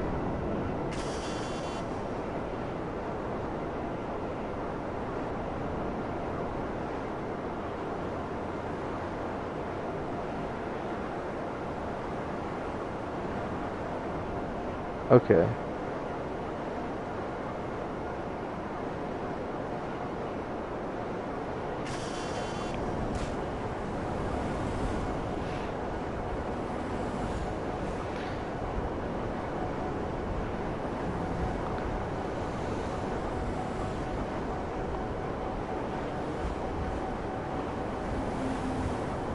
Uh, and you know, like Jacob's one of my best friends and stuff. It's just I wish he wasn't so critical of what was it called?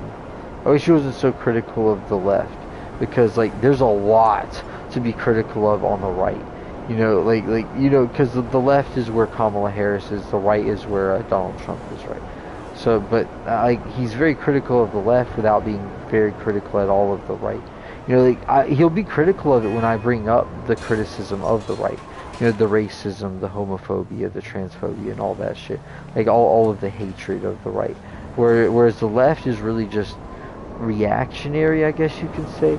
Like the left is really just like a bunch of people that have gone through a lot of bad shit in their lives, and they're just trying to cope with it. You know, and they're trying to get over a lot of the bad things that have happened in their lives and shit like that. Whereas that can often cause people to lash out, which make them look really bad. You know, but you know those people are working on themselves a lot of the times and shit like that. So you know, the people go through crap. It happens to everybody. But what is it called? Fuck, where is it?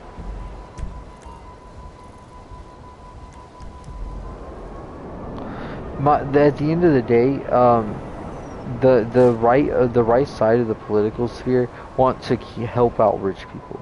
Their biggest thing, their biggest worry is making sure that rich people stay rich and poor people stay poor.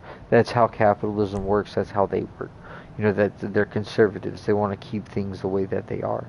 You know, I believe that we should rip up the Constitution and write up a new one because the Constitution was written in the 1700s. It's not the 1700s anymore. It's a very different place, you know. And so I'm like, we need to redo these things. We like, I mean, you know, there are certain things that should stay a thing in the Constitution, you know, but there are a lot of things that need to be taken out because the Constitution is the piece of paper that originally stated that slaves could be held by people and shit like that. And obviously, we all know that slavery is not okay, you know.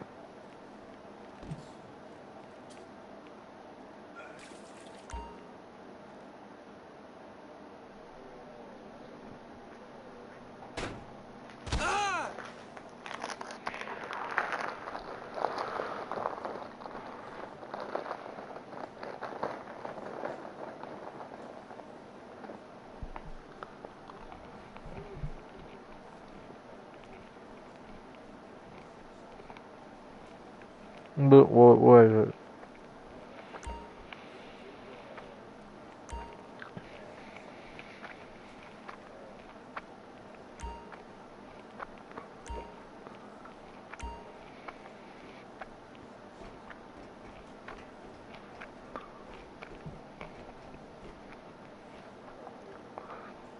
Ah.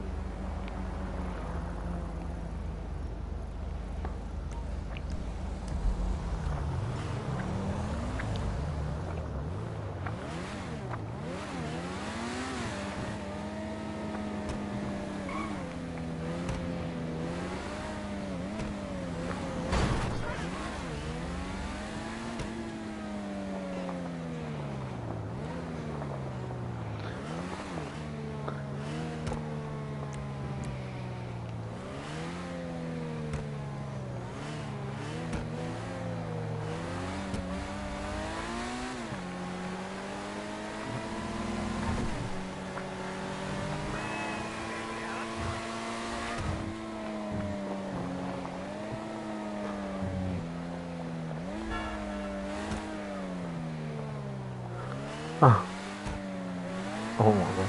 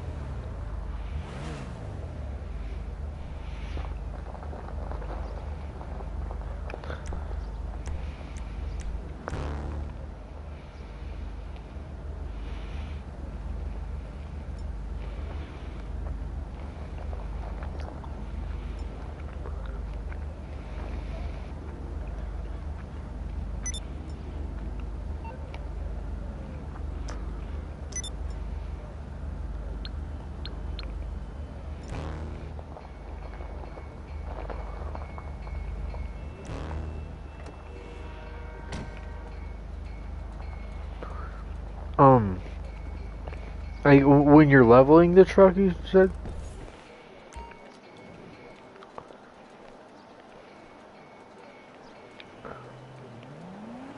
Where would I put it to hold it up so that it will be level?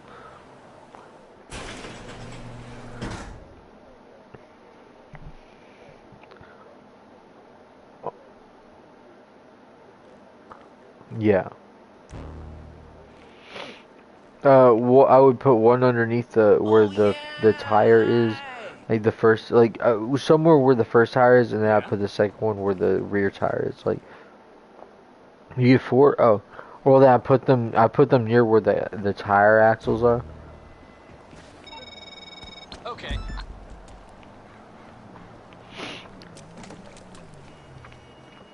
Okay, but I would place them where the tire axles are because it's an even displacement of weight. It would be a good way to displace the weight of the vehicle evenly. Oh.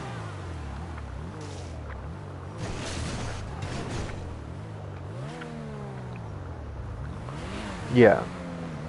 I didn't know you meant like where on the vehicle would you place it. I thought you meant like would you place it like on the middle of the vehicle? Would you place it like where the tires are? See, I don't do your job. I don't know anything about like.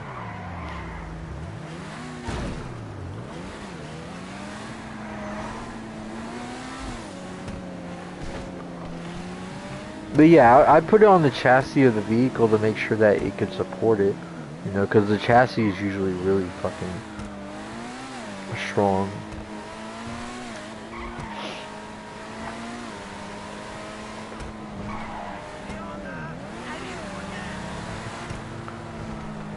Now, I wouldn't put it there. I just feel like I'd put it in the same area where the tires are. Like I wouldn't put them in the middle of the vehicle. You know, I made because no, I like when I say like when I say where I would put the jack at, like I mean like when I say that I put them where the tires are, I mean like I would space them apart like the tires are spaced out on the vehicle. I would like it's hard for me to put it into the right words that I'm meaning. Like I wouldn't place them where the tires are. Like I wouldn't place the jacks underneath it where you put the tires at or anything like that. I would how do I do this? Okay. I would put the what's it called? Oh yeah. Right, yeah. I would put them like next to where the tires go, like not where the axles are or anything like that, but like on the outer edge of the vehicle, yeah. I call it a chassis. Because I'm used to...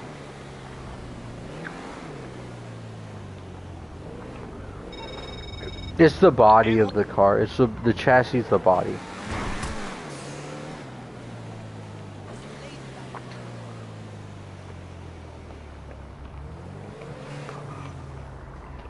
Okay. Where's the frame?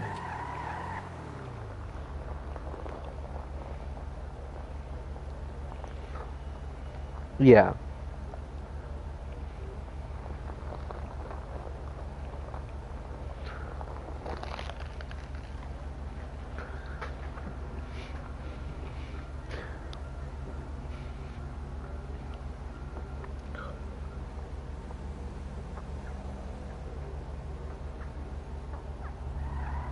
Yeah, I know what suspension is, but that I get what you mean. The frame, or I didn't know that there was a difference between the frame of the truck and the chassis of the truck, or the like body of it.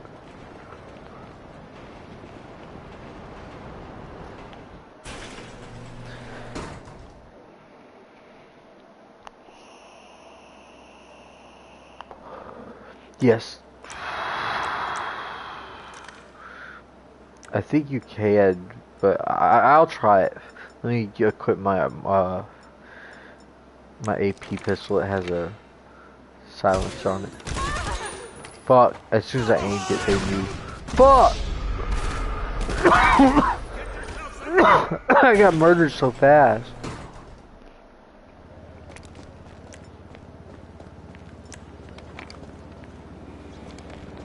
Yeah.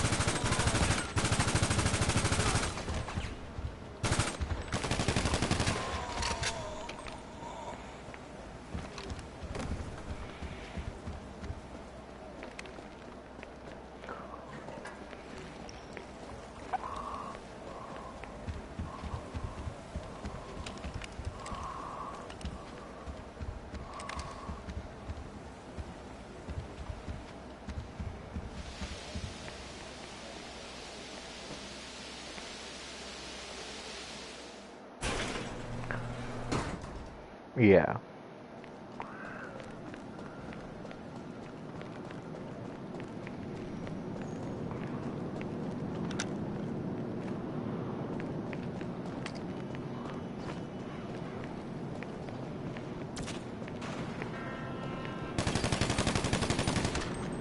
What?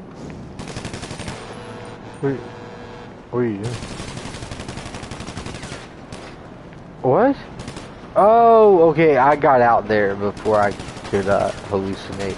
I can't see any of them. It legitimately looks like you're... I hear gunshots, but...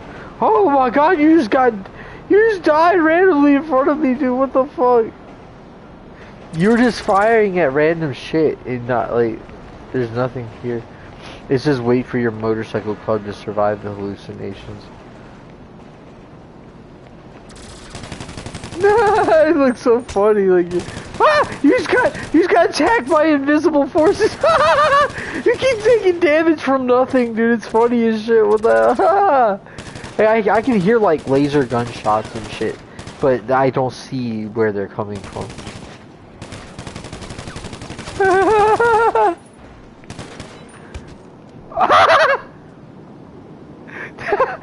You said get away, clock, and then you just fell over.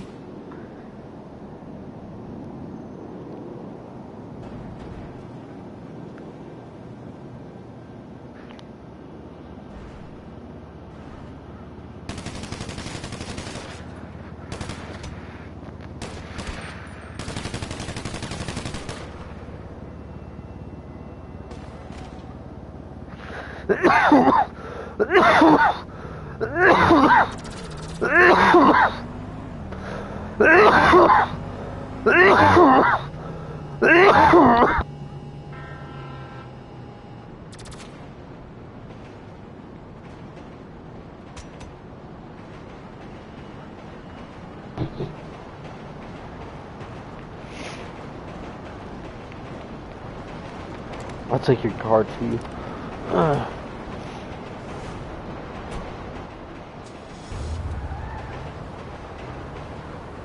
I would too, honestly.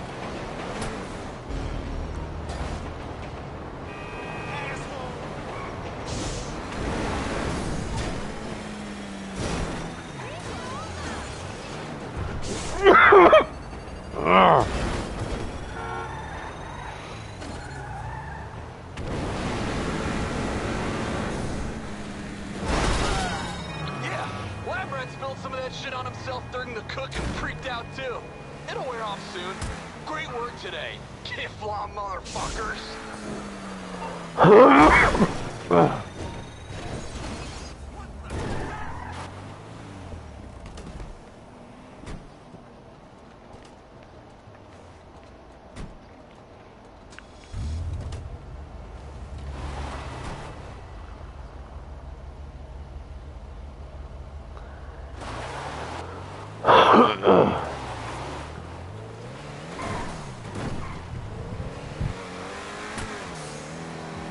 Alright.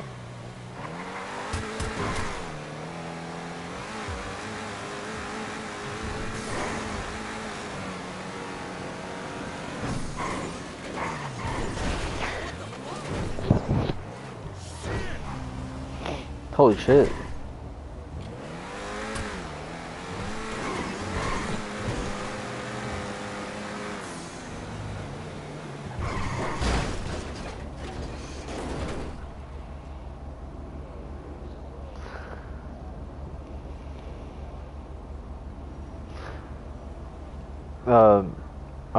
Why are we just sitting here?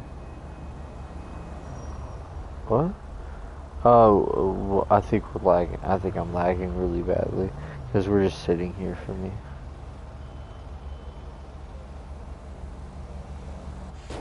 Oh shit! Oh my god! I just teleported all the way across the map.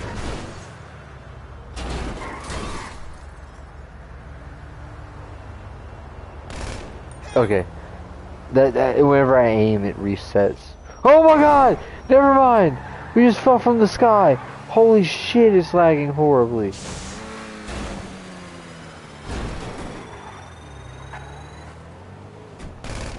have to make sure. Just have to make sure that I'm still here, I guess, in a way.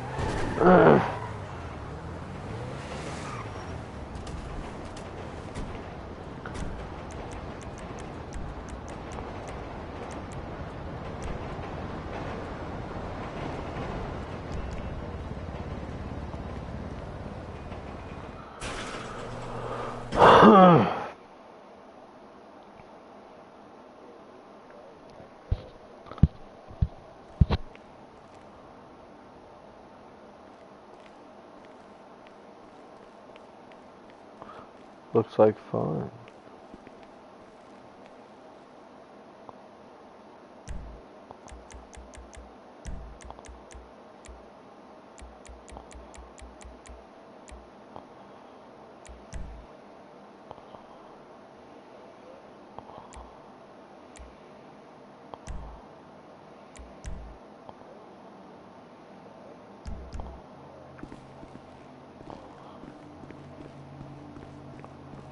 Oh, you already have some supplies in there? Oh.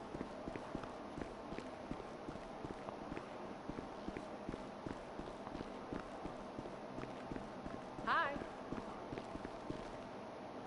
I gotta say that LSD was one of the greatest things I've ever put in my body.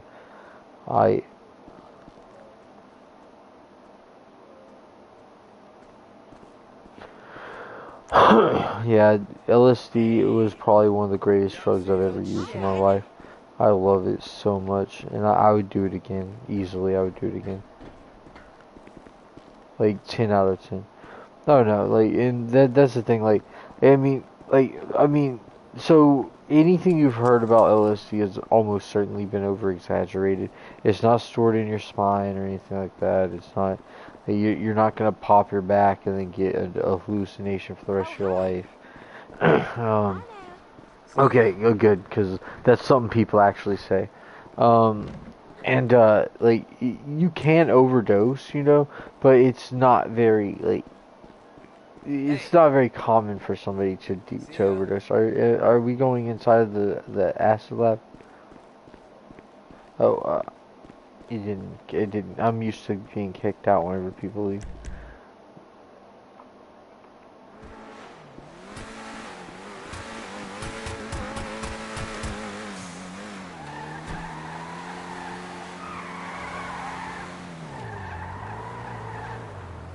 What the? Oh wow, I didn't even notice that happened. Oh, that was pretty smooth. You see, when you and Dad and Ashton, I think, came over. Yeah, it was Ashton. Oh, we were in the car, and I was talking to Dad about, like, I'll be going to different groups online and stuff, and that. Oh, I've actually joined a communist group, you know, just to see what he says about it. And he said, "You're not a communist, are you?" And then that made me really worried and shit. Like, I just felt like I couldn't really say, like, how I felt about, like, you know, I couldn't speak my mind to my own dad, kind of thing. Yeah. I just felt worried that Dad would judge me if I said it, you know, anything about it.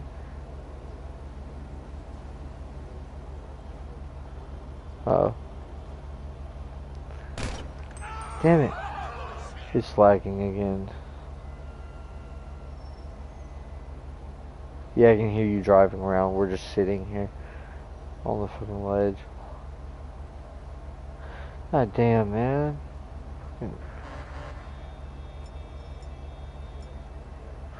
Oh, you know, y'all were there in the car whenever it happened. I just told them that I wasn't. You know, I just didn't. You know, no. I told them that I only get on the communist groups just to get different opinions and shit like that. But in reality, yeah, I mean, I am a communist. Yeah, but I got really nervous.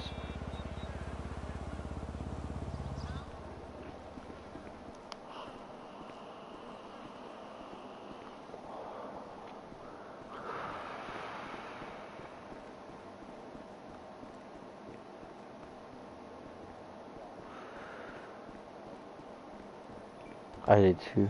It's nice having that. I'm already almost back up to 1 million after everything I bought the other day.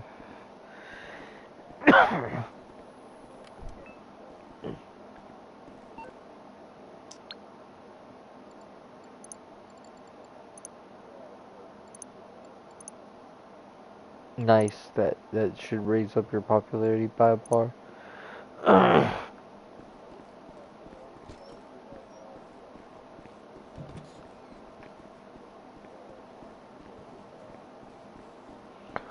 Let's go kick this person out.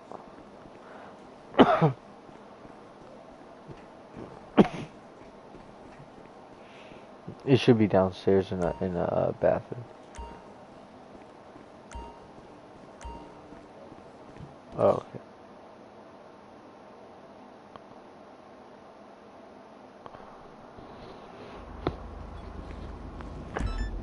Hey, you're taking care of one of our guests?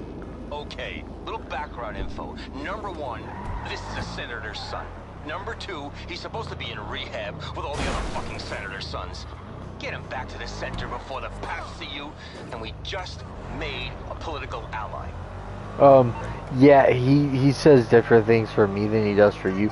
I heard yours was louder to me than my own one was. No, keep him chill.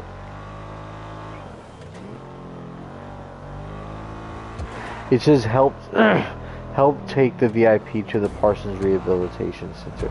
They want you to keep him chill because he's the son of an oil tycoon, so he has a lot of money. Yeah, he's connected to a lot of. All right. You do?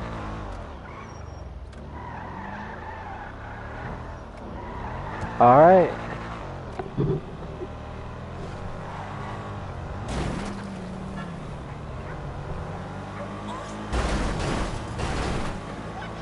Again, I've never done this mission before, so I don't know myself. Damn, it's really hard to get him spooked.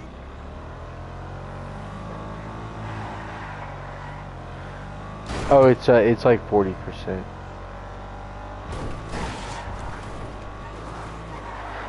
Driving too fast or crashing will spook the VIP. Is what it says.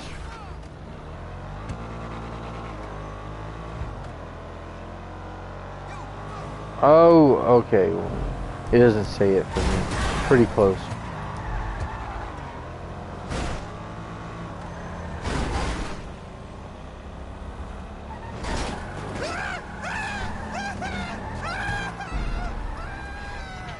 I thought so. Uh-oh, we're about to blow up too. Goodbye. Scoop. Ah! What? Wait. I don't want. Oh, I don't want none of that smoke. Wait a minute.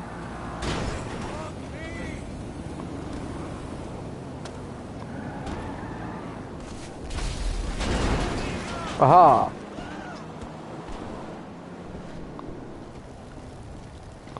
I am the Human Torch. Huh? Nah, he was the son of an oil tycoon. And he, yeah.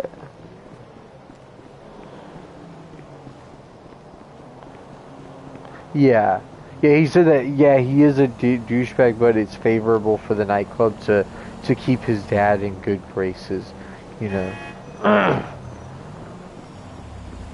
Like, despite the fact that they're assholes, it's not, you know, it's not a good idea to make the rich people angry with you, you know. And that's the whole thing with them, you know. Like, the gay Tony is very honest about that kind of shit. He's just like, you know, this person's an asshole, but hey, his dad's rich, so.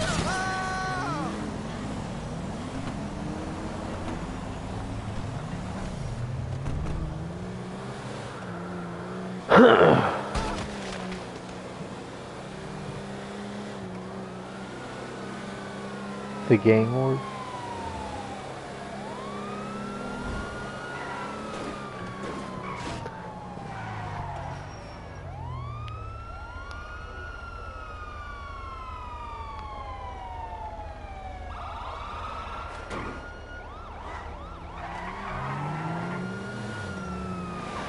Let me see if I can't find it.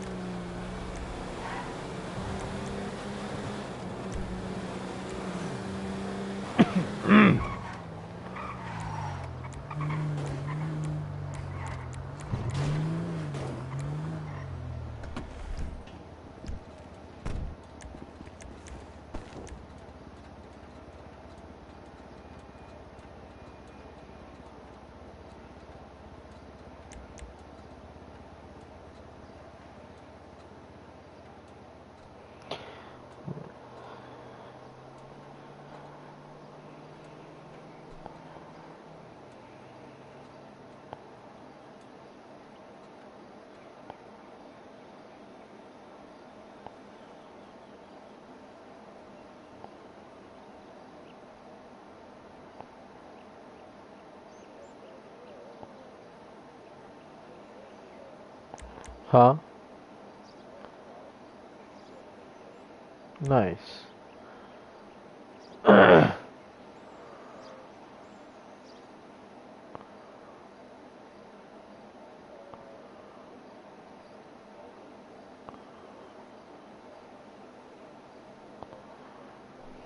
Damn, dude, I spent a lot of money.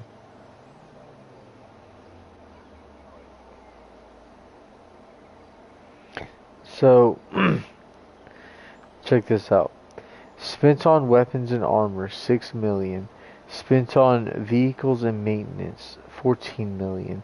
Spent on style and entertainment, 1 million. Spent on property and utilities, 34 million. Spent on job and activity entry fees, 1 million. Which, that's a lot for that. Spent on contact services, 533,000. Spent on healthcare and bail, 731,000. Dropped or stolen, 16,000. And I've earned $26 million from jobs. I've earned from selling vehicles 851,000. From betting, I've earned 448,000. That's pretty impressive. Holy shit. Earned from good sport reward 226,000. You get $2,000 every time for the good sport reward. That means I've gotten a lot. I picked up 25,800. That's pretty interesting. Ah! My muscle spazzed out. My calf muscle.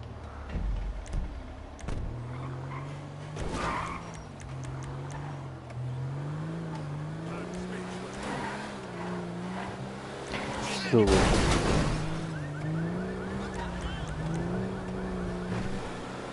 I've shot out 4,636 tires. And I've gotten, wow! I've gotten a lot more drive-by kills as a driver than drive-by kills as a passenger. I've gotten 1,207 drive-by kills as a driver, and I've gotten 307 drive-by kills as a passenger. And time spent with a 5-star wanted level, 3 hours. Longest wanted level duration, 18 minutes. Last wanted level duration, 27 seconds.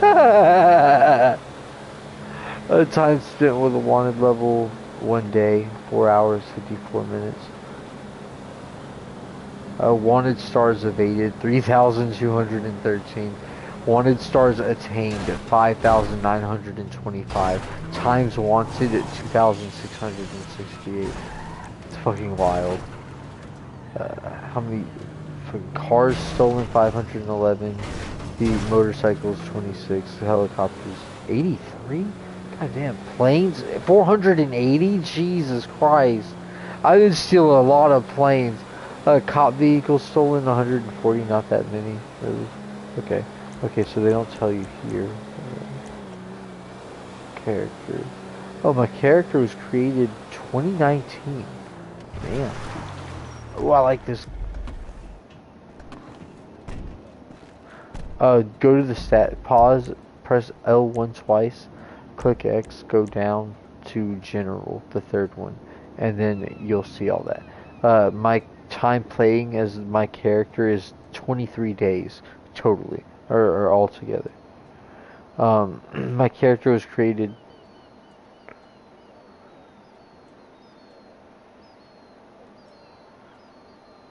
Okay, so you've had it's older than mine by a couple of months. Wait, let's see. Last ranked up, 115 or 2025 115. Yes.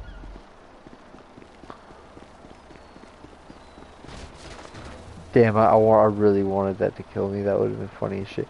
I can't. Okay. I was gonna say. Fuck. I couldn't get up for a minute there. I do not like third person here. Please let me. Okay, good. Whew, okay. I was scared it wasn't gonna let me get in first person. I like sitting in the back seat anyways, in real life. Longest single game session, 8 hours, 42 minutes, and 31 seconds. Average time per session, 34 minutes. Total deaths, 3,626. Deaths by explosion, 1,307. Deaths by falling, 147. Deaths by fire, 10. Deaths by traffic, 236. Deaths by drowning, 13. Time swimming, 1 hour, 30 minutes, 17 seconds. Distance traveled swimming, 11 miles. Is a lot. Time underwater, 1 day. Wait, 34 minutes. Time walking, 1 day. 7 hours, 2 minutes, 3 seconds. Distance traveled walking, 123 miles. Distance traveled running, 625 miles. Farthest free fall survived, 599 feet. Time in cover, 7 hours. Photos taken, 160. Private dances, 6. Sex acts purchased, 0. Bounties placed on others, 0. Bounties placed on me, 585? Really? That's a lot of bounties. Highest survival rate wave reached 10. MC contribution, 2,373. Skills, career. Okay then. My overall income is $62 million. My overall expenses are $61 million. Meaning I have a deficit of 1 million. Or not deficit, but like right now, like it matches up. Yeah. Anyways, total players killed, instanced, 1,368. Total deaths by players is 1,448. So my kill death ratio is 0.94. Distance traveled in general, 118 or 11,806 miles. Favorite radio station in Los Santos, Rock Radio. Time spent in GTA, 23 days. Time played in first person, 2 days. Time spent in death matches, 1 hour. In races, 2 hours, apparently.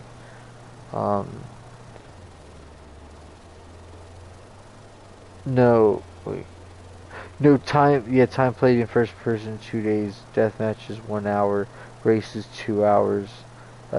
In the creator, 0, because I don't go into the creator much. I should, though. I should go into creator more. Yeah, I don't know where you're gonna find that, honestly. I want to go into the creator more, though, and do more with that. Let me see where that is. I used to know where to find it, but...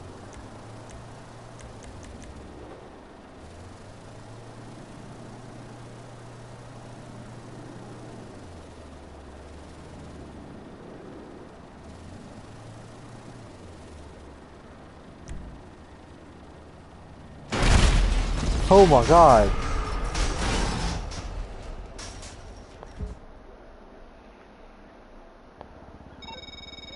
Aerial marketing. It's underrated, believe me. Just wait till you see the crowd show up. Good work.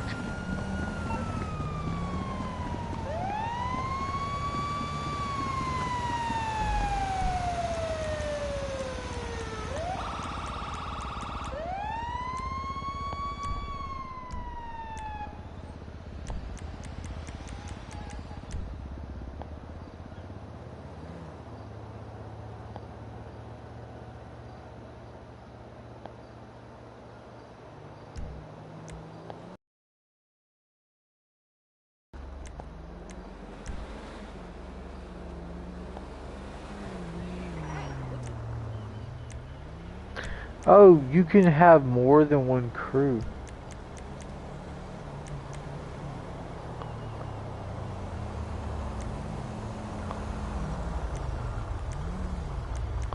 Whoa, That's man. cool to know.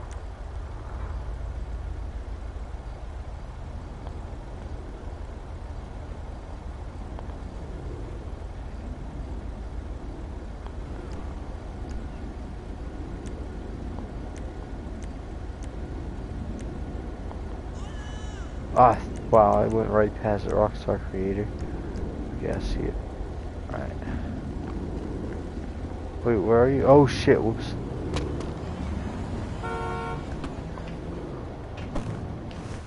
My bad. Mein shit.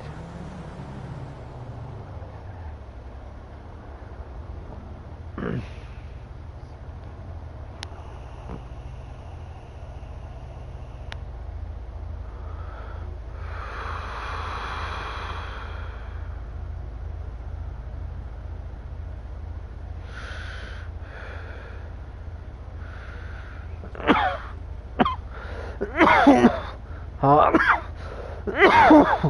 What?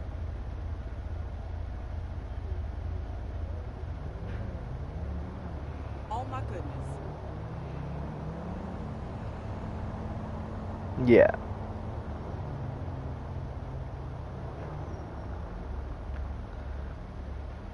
Yeah, I've only done that like 11 times.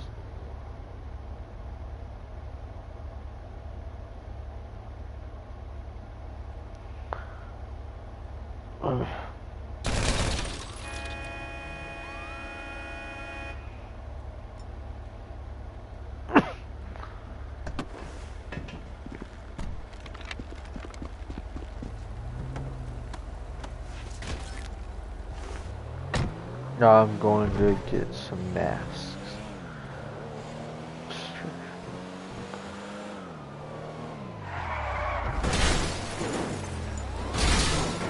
Oh, feisty are we? Whee!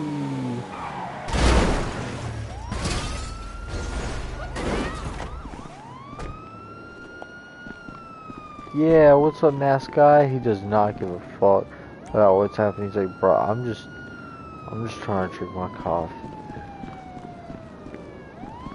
I just gotta wait for the cops to go away. I know.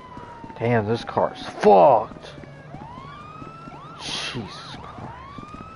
I was in first person. I played the game almost entirely in first person now, you know. In the past I didn't, but... Oh, balls. Some cops on the take are about to take your whole work. Jesus Christ. Alright, let me get in here with you. We gotta get these guys off. Less to worry about. Hey, which one of my skills is Watch required? out, don't hit any cops. No problem. I'll get them off your back.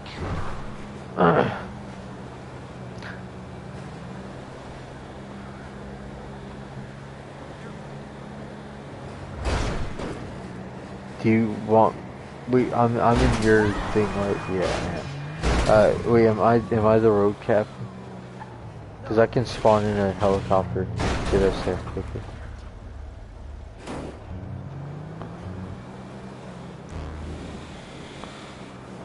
Alright.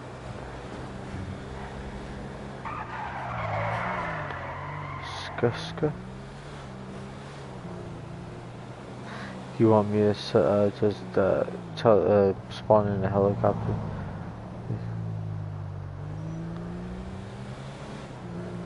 Skirt! Death befalls me. Yeah, but it'll you know, we'll pass it up and shit.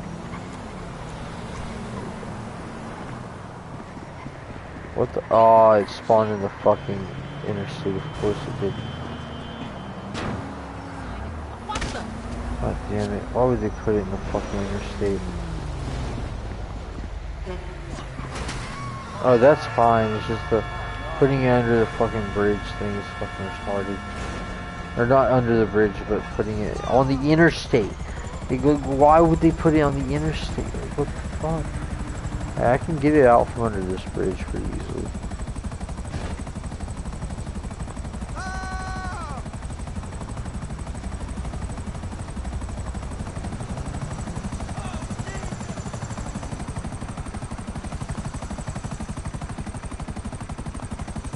Without the guns, it's a bit tough to control at first. Oop.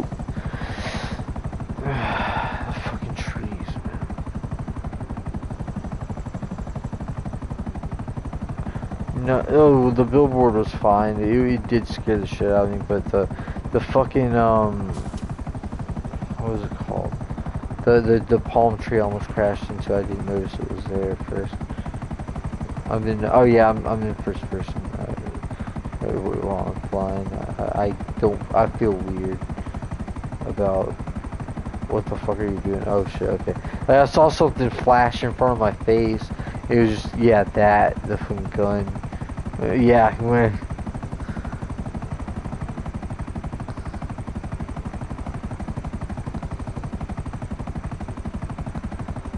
And it looks pretty as. It looks pretty outside right now. I like it. Wait, it's really bright in here. Do I have the lights on? No, I don't.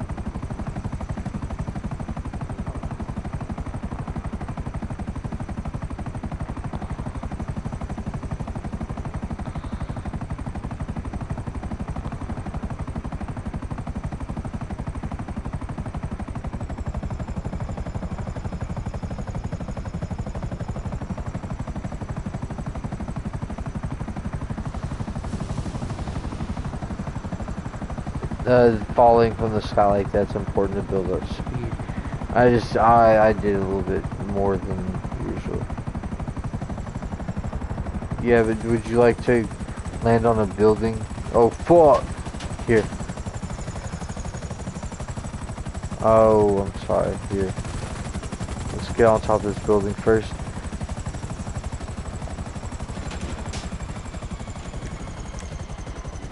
Let me shoot down this guy.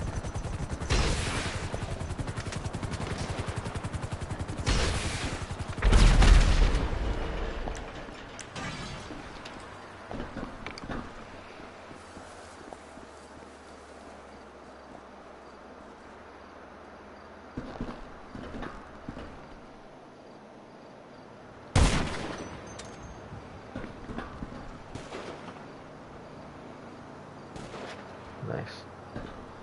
Ah, there he is. Fucking piece of shit.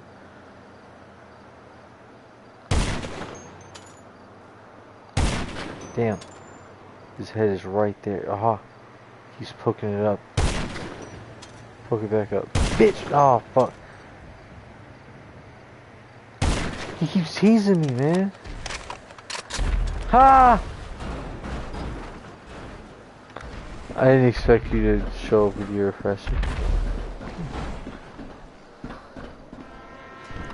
Yeah. Yeah, but I was aiming through my scope, and then suddenly you came in with your depressor, and the dude I was aiming at stood up. I was like, hell yeah! And then a missile flew at him, and he died immediately. So from my point of view, it was funny as shit looking.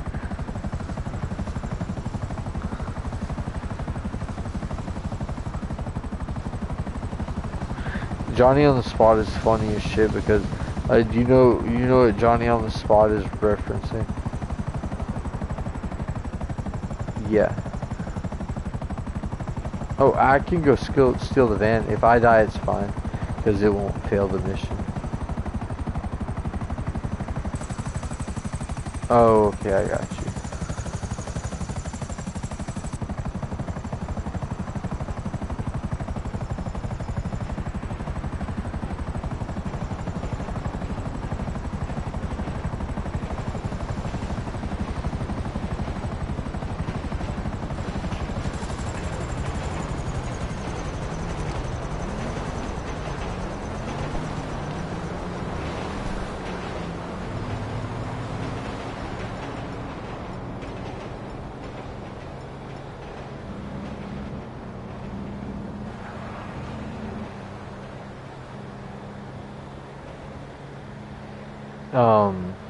Nah, you're good. They're still on the interstate. Wait, oh yeah, that marker is gonna make things a bit confusing. I can't make a marker. Oh shit. Yeah, I'm gonna have to. Let's see if I can stay in first person and aim off the back. No way in hell. Yeah, I'm gonna have to go into third person to shoot.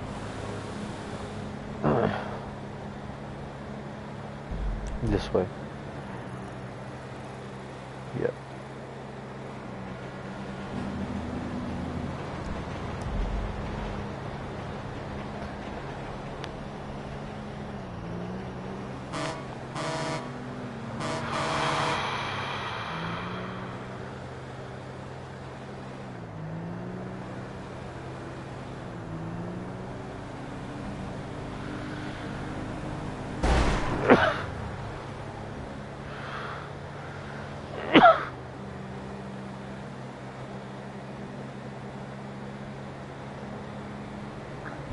see.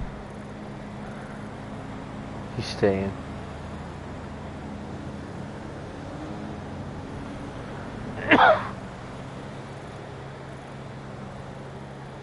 We're gaining on him. He's staying on the interstate so far. Okay, he went off to the right there to go under.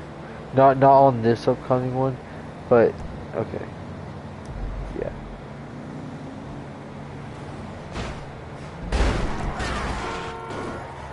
Okay, yep, and then he took that right.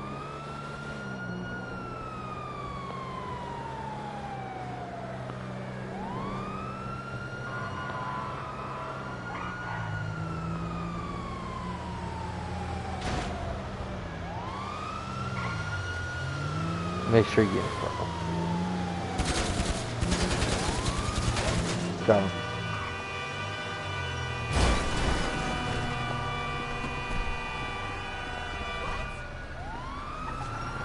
Fuck!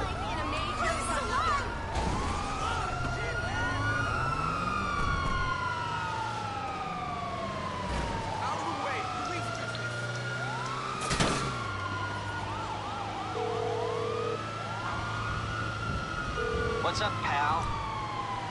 Oh, hey. You're in trouble. Got him. Okay. I'll deal with it.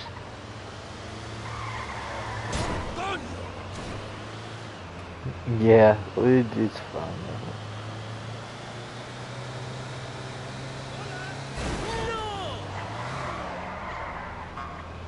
I did not expect Lester to work for that though, if I'm being honest with you.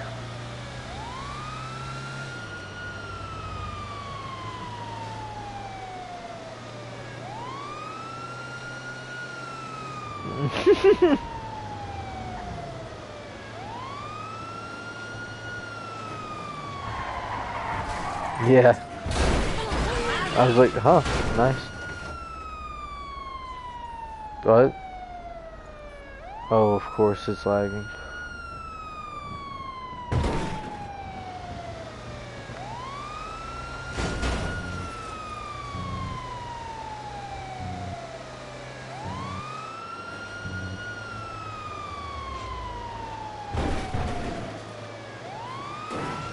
They will a lot of the times, but some of them won't. It's supposed to. I feel like the fact that the AI sometimes doesn't park on the side of the road for the cops and sometimes they do, is a representative of like real life where some people don't give a fuck and some people do. I feel like in this game the AI rolls like a it, it doesn't literally roll a dice, but there's this thing you can put in the code that it's called an RNG, a random number generator. So that see how they park off to the side there. Like some of them will roll a number that decides for them that they. Oh my! What the fuck? There's gonna be a random number generator that decides that whether or not they're going to park on the side of the road and stop.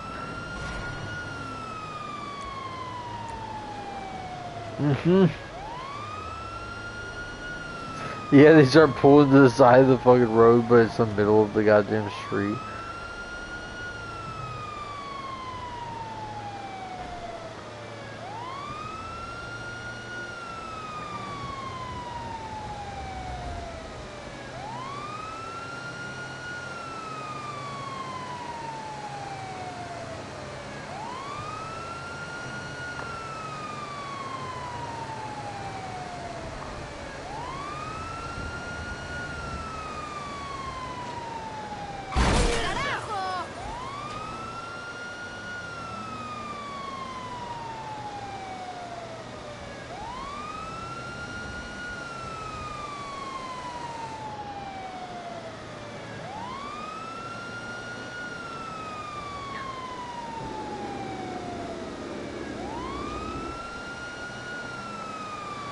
Uh-huh.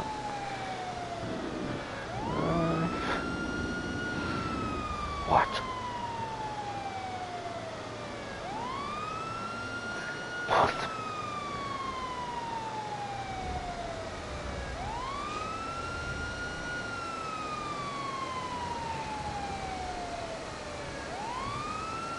The helicopter. The Hubschrauber.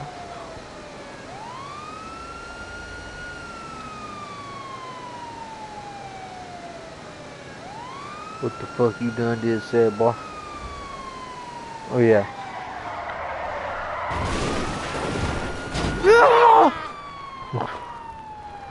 I'm just fucking with.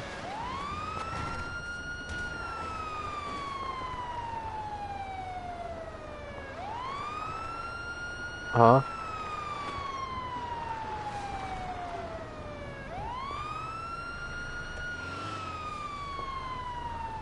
Oh yeah. Yeah, I see them. They don't look like dead roaches to me, but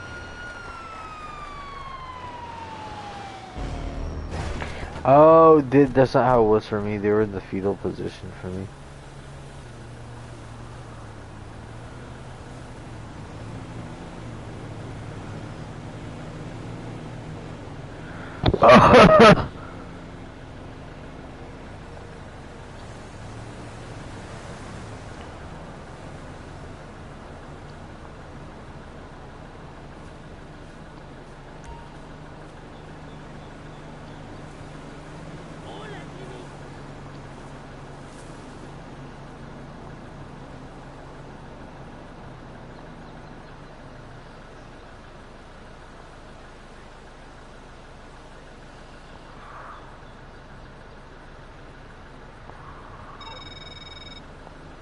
Hey, you know who it is.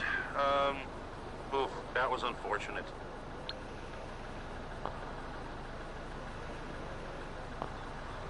Yes. Today we're talking about my favorite constructed language, and as much of a narcissist as I am, it's not my creation.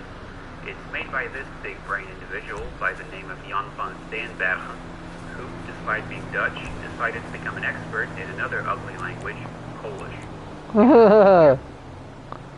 That's fucked up. So you said you wanted me to spawn in another helicopter? Or respawn in the same helicopter that got ran over in the fucking interstate?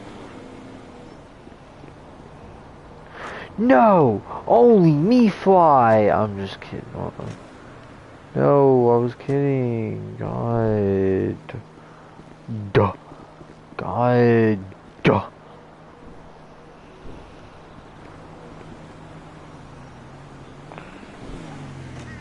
Warum tollst du mir?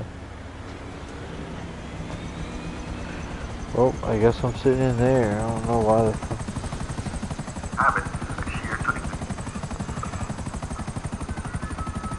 This is a video I listened to at work. It's very interesting. You remember that meme where a word is being said in various European languages and it sounds normal, and then in German it's aggressive gibberish, like this one. Science, Ciencia, Science, Naturwissenschaften. Or this one, ambulance, Ambulantia, Ambulance, Krankenwagen.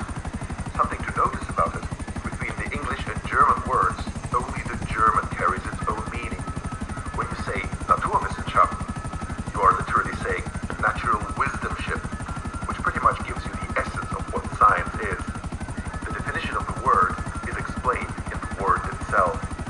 The word is a story telling you what the object is, like the words in Old Entish in The Lord of the Rings, except more hasty. The English word science does not have a meaning within English. It is a code word imported at some point from Latin. And the only reason you know what science means is because you memorized a definition of this code word at some point. Same with ambulance. You don't know what ambulance or ambulatory means, most likely. You don't say that word because you're aware that in Latin it means on the go.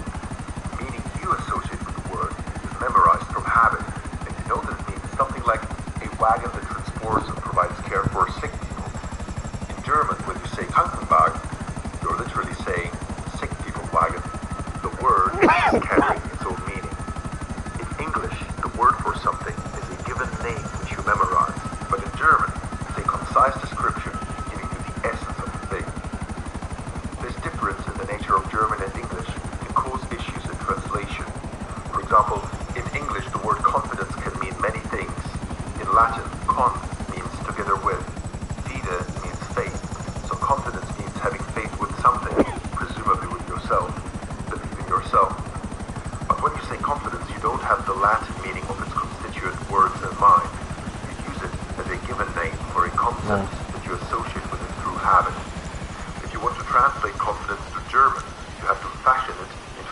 function of the idea that you have in mind when using it. Do you mean Selbstvertrauen, literally meaning self-trust? Or do you want to say Selbstsicherheit, self-surety? Or do you mean Zuversicht, true foresight, which is confidence in the sense that you trust that things will go well in the future? Or do you mean Selbstbewusstsein? This is the most common translation of confidence in German, and literally it means self-consciousness in the sense of knowing yourself, having self-awareness. In German, the word tells you a story and leaves you reflecting on the nature and origin of confidence. In English, by the way, self-consciousness for some reason has vaguely negative connotations. I'm a bit self-conscious right now, and I wonder, is that because when a German speaker knows himself, he acts confidently, but when an English speaker knows himself, he's mildly embarrassed?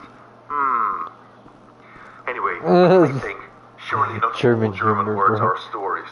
What about foreign loan words that don't exist in German yet? Are the Germans really going to autistically translate them? And I think you know the answer already. Yes, absolutely. In fact, it is a favorite national pastime of the German to replace imported loan words with a local word that tells you a story of the essence of the thing. First as a joke, as a meme on German subreddits, then as a habit, then as an official amendment to the dictionary. The German soul rejoices when, for example, instead of rap, the music genre, you say Sprechgesang, spoken song, which is basically what rap is, isn't it? Because of this self-descriptiveness, most German words... Yeah, somebody stole something and got away. I'm trying to chase after them. Yeah, they're still there, so I'm gonna try and catch up to them with my oppressor, if it can spawn in time. Fuck, I hope I can catch up to him. Fuck. Yes, nice. I can.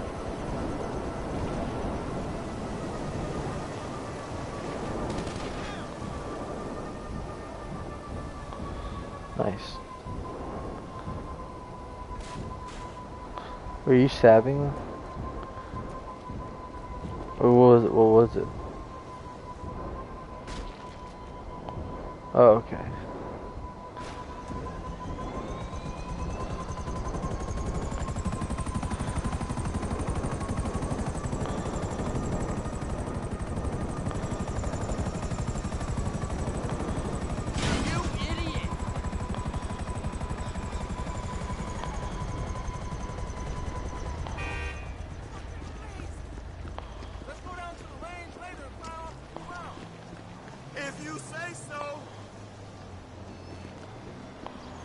Bruder's away. Hell yeah.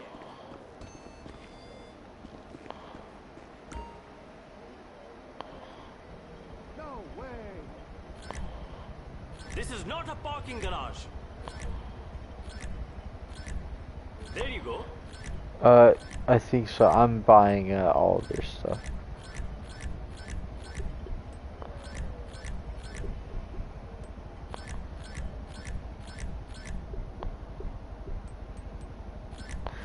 Man, they can get sold out of stuff now like that.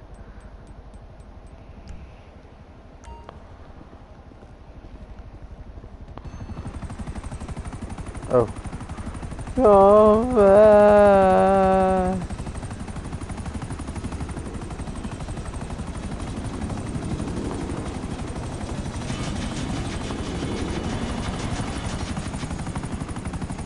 Dude, I'm surprised it's not smoking here. That's the biggest thing I'm surprised about here.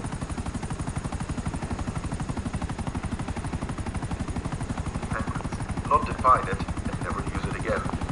Words like that never enter the German dictionary, to the despair of anyone trying to learn German. The method of just inventing new terms that define themselves for one specific context is a way of expressing yourself that doesn't really exist like that in English. It's like an additional degree of freedom that you have when speaking. In fact, some would say that the need to have definitions for everything hampers communication in English. But that is also why it is a challenge to count the exact number of words in the German language. Officially, German has 150,000 words, compared to English having 170,000 words in use today. But here is the problem with estimating that number. It doesn't include German compound words, the ones that you just make up on the fly. There is an estimate of 5.3 3 million that I've seen that tries to account for them, but even that can't be accurate since you're basically counting possible permutations of thousands of different elements. It's a pointless statistic anyway, but it's pointless in both German and English for different reasons. The thing about English is that most of its words are not in active use. They come and go with the speaking habits of the time. Estimates put the number of words which theoretically exist in the English language at 1.5 million, most of them obsolete or known only within a geographic, cultural, or professional niche. English has no problem incorporating professional jargon or foreign words, feeling no need to change them at all. Today, only about a quarter of English words are of Old English origin. Words like science and ambulance from the beginning are of foreign origin, having immigrated from Latin. But since all words in English are code words anyway, it's no problem that they are foreign and carry no innate meaning to the common English speaker. It's just another combination of letters to which you'll have to memorize a definition through habit. The ability of the English language to easily integrate foreign words is arguably what made it so expressive and rich. It has been remarked upon that a lot of the beauty of English comes from the fact that it is a language with a double vocabulary, because many concepts have a Germanic and a Latin way to express them. For example, the Germanic word dark versus the Latin obscure, the Germanic brotherly versus the Latin fraternal, feeling versus sentiment, hue versus color, to choose, to select, earnest and serious, Germanic freedom and Latin liberty. Both words in each pair mean roughly the same, but also not, because one comes from the Germanic and the other from the Latin way of understanding the world. English, being a language of foreign code words, extends to spelling.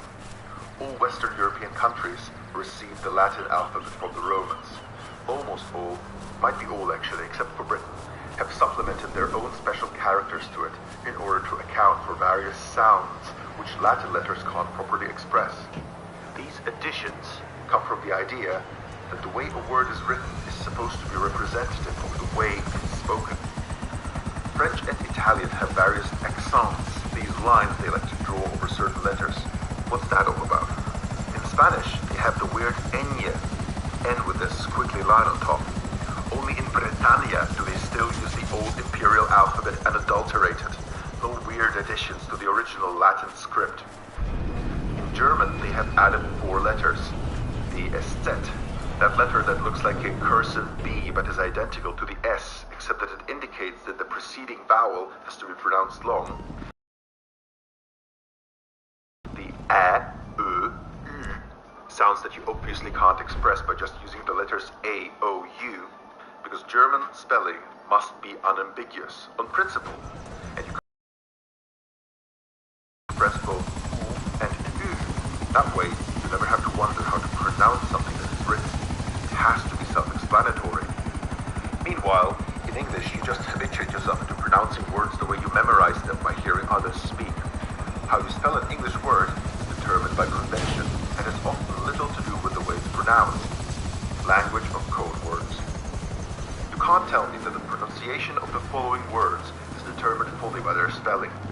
Tough, though, thought, taught as the past tense of teach, taught as the condition of a stretched rope, and of course spelled differently, thorough, through.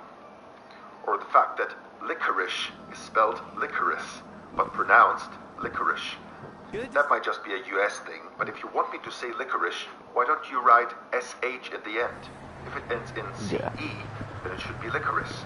But apparently, English spelling and pronunciation are only indirectly correlated. The only way to learn how to spell words in English is to memorize their spelling. This may seem like an obvious fact of any language, until you come across German, where if you ask, how do I spell something, you might in response get a sneering, wie man spricht, the way it's spoken, you idiot. Yeah. Because unlike The way he says it, spelling is a the way it's permanent spoken, convention. you idiot. In German, spelling is dictated by strict rules to ensure consistency.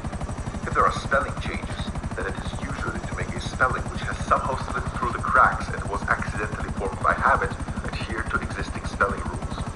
For example, the German for the verb to look, gucken, compared with the English verb to gawk at something, is pronounced more like gucken with a K sound at the beginning. However, until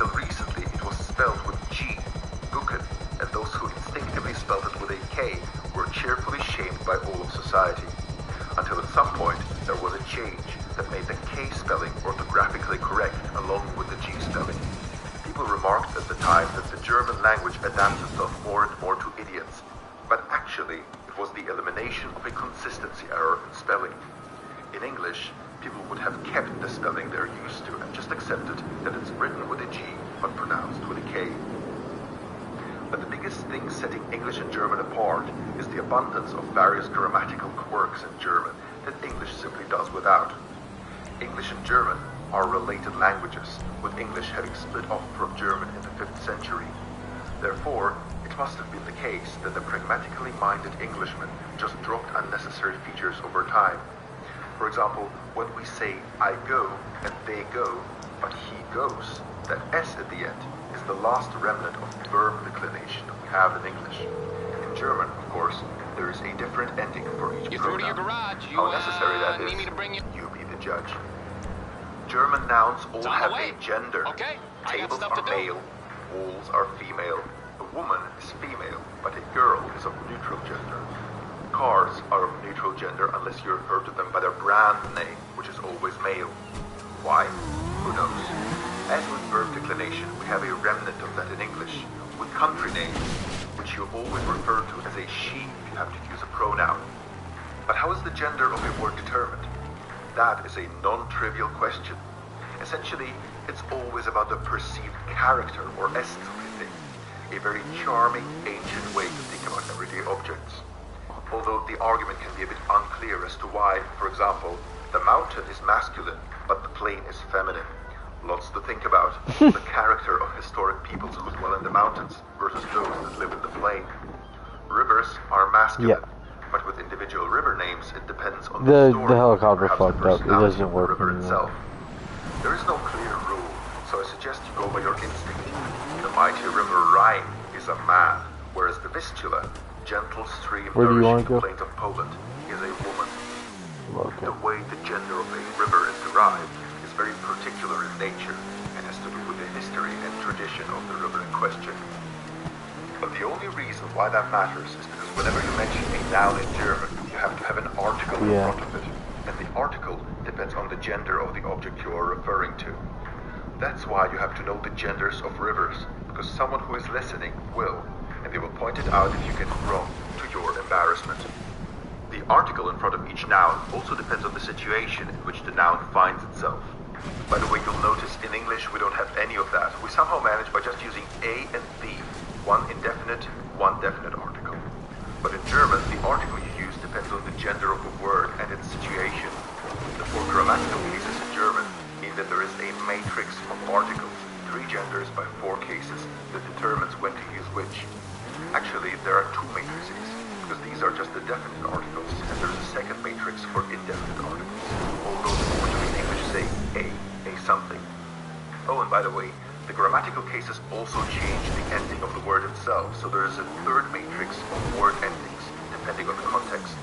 In English, we do not change the endings of our nouns at all, because in English we prioritize ease of communication over whatever benefit the Germans get from having 2 dozen articles and the bare grammatical rules. Yes, English may appear like caveman talk with an exceptionally rich vocabulary, but in exchange, it is simple enough to be learned quickly by any semi-intelligent sapient life form. It is very easy to pass for a native speaker, once you get rid of the accent, I suppose. Learning native-level English as a German is an odd experience, though, because you expect there to be a rules-based explanation for everything, but there isn't. There is, for example, no fixed sentence structure. In German, words of a certain type have to be put in certain fixed spots in a sentence, but in English, there is no such restriction. This level of freedom leaves the German English learner insecure for years, unsure of the correctness of what he is saying, because there aren't as many hard rules on which you can anchor yourself and be sure what is correct and what isn't. Only years later, when the English learner has long habituated himself into talking like a native, does he come across ancient grammatical prescriptions from Old England, like the Royal Order of Adjectives, the rule that says that when ascribing adjectives to something, you have to go in the order of opinion, size, age, shape, color, origin, material, purpose, and then the noun. But even that is just a convention, based on what sounds right, based on the fact that brown leather wallet sounds more correct to us than leather brown wallet. It's the same with punctuation. learner finds to his astonishment I that no one don't cares know, about it. honestly. You don't put a comma because you know that you must, but because you want to add a pause between two phrases in a sentence. Even the Oxford comma, which at first looks like a familiar sight. Finally, there is a rule by which you have to place punctuation at certain points. It turns out to not be obligatory, and just there to make the meaning of certain phrases unambiguous. If the German learner of English is at first lost at the degree of expressive freedom English provides him with, the English learner of German has to learn to bend and twist his free-flowing speech to fit the confines of German rules. A very insightful and entertaining read is Mark Twain's essay, The Awful German Language, which details the pains an English-speaking learner of German has to go through. For example, he talks about the long-winded nature of German sentences, where the operative verb of the sentence is hidden somewhere towards the end of it, requiring you to store information in your head for a long time, until at last you find out what happens to it.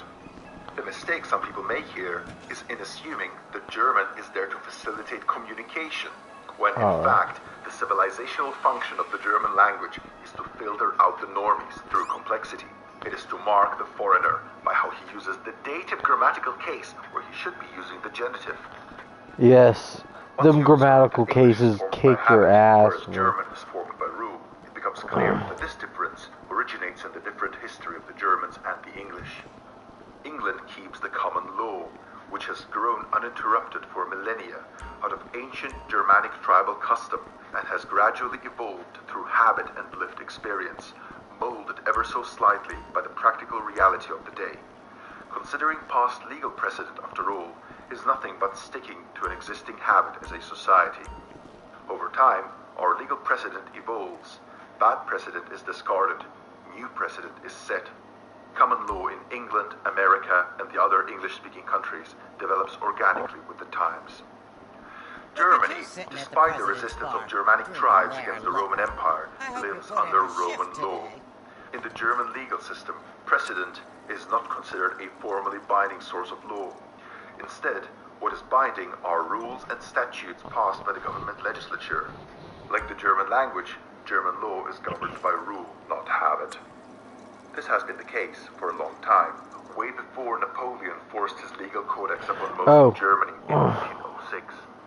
Throughout the Middle Ages, German lawyers would typically have to get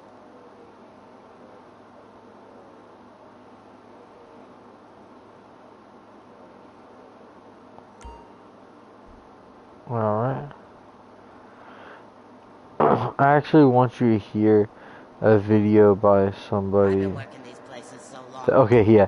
Here, this is a video by one of my favorite YouTubers called he's Professor Dave. He's really smart. But he's talking shit about this guy who's the smartest man in the world apparently. But yeah, here. Hey everyone, so I frequently get requests as to what to debunk next, and a lot of you linked me to an interview with a guy named Chris Langan. I'd never heard of him. Let me know if it's too loud. I gave it a peek and felt like I had a few things to say, so let's get started. Before watching the video, I looked around the internet and found that Chris is consistently referred to as the smartest man in America, or sometimes even the world, due to an alleged IQ of 195, as stated in this article in Esquire. Then I found some other interviews. Here's a good introduction as to what this guy's all about.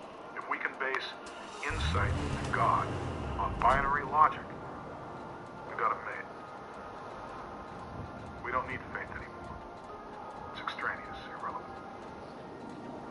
I am closer to absolute truth than any man has been before me.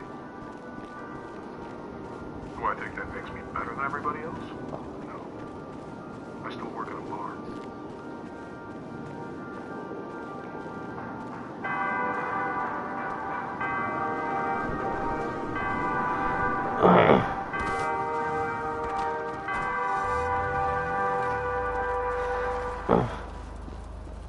That's right, everyone. Strap in for some forced intellectualization of blind faith that constitutes nothing more than pander to the working class.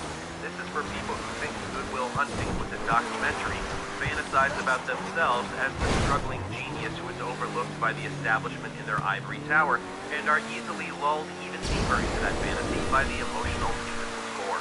Let's check out another snippet or two.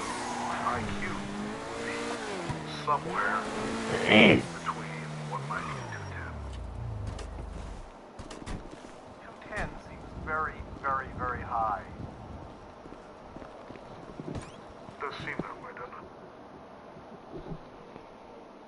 response time is estimated at between 180 and 190.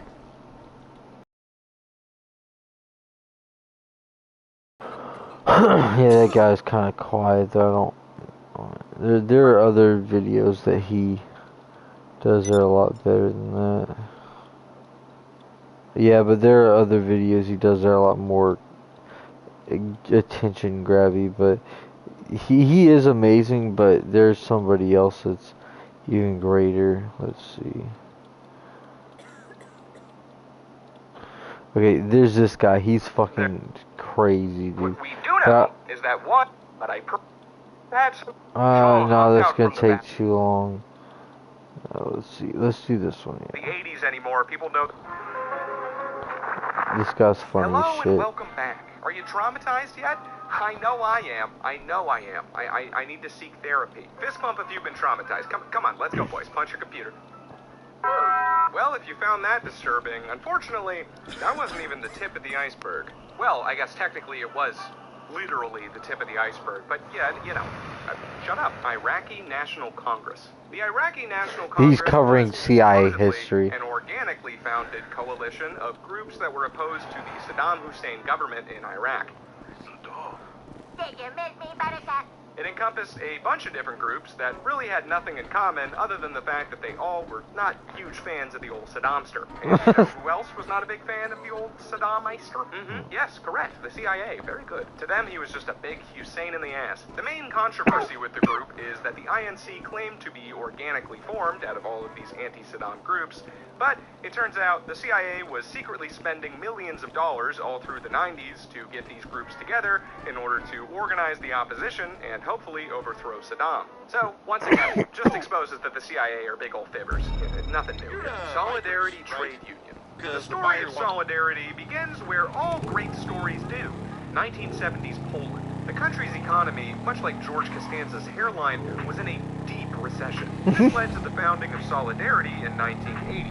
First anti-communist trade union east of the Iron Curtain. And I don't know if you caught that little term I just used, it was anti-communist? Well, the CIA certainly did, most likely through their illegal wiretaps. You get the theme at this point. The CIA ended up secretly funding the Solidarity Trade Union to the tune of $2 million a year until the head of the union just happened to become president of Poland. Wow, the leader of the most Western-leaning organization in the communist bloc that also happened to be funded by the CIA became president of the entire country? What a coinky-dink. Completely unrelated, I'm sure. Once again, Solidarity is on this list because the CIA denied funding it and actively hid their involvement by paying the trade union through third-party middlemen. Reagan, in particular, really enjoyed doing that, I guess. Almost as much as he liked pissing himself. That's called trickle-down economics. The CIA Tibetan Program. The CIA's Tibetan Program was a more than 2-decade-long period of CIA funding toward resistance groups against the Chinese occupation of Tibet. Tibet is in an interesting position because it is squizzled in between India and China.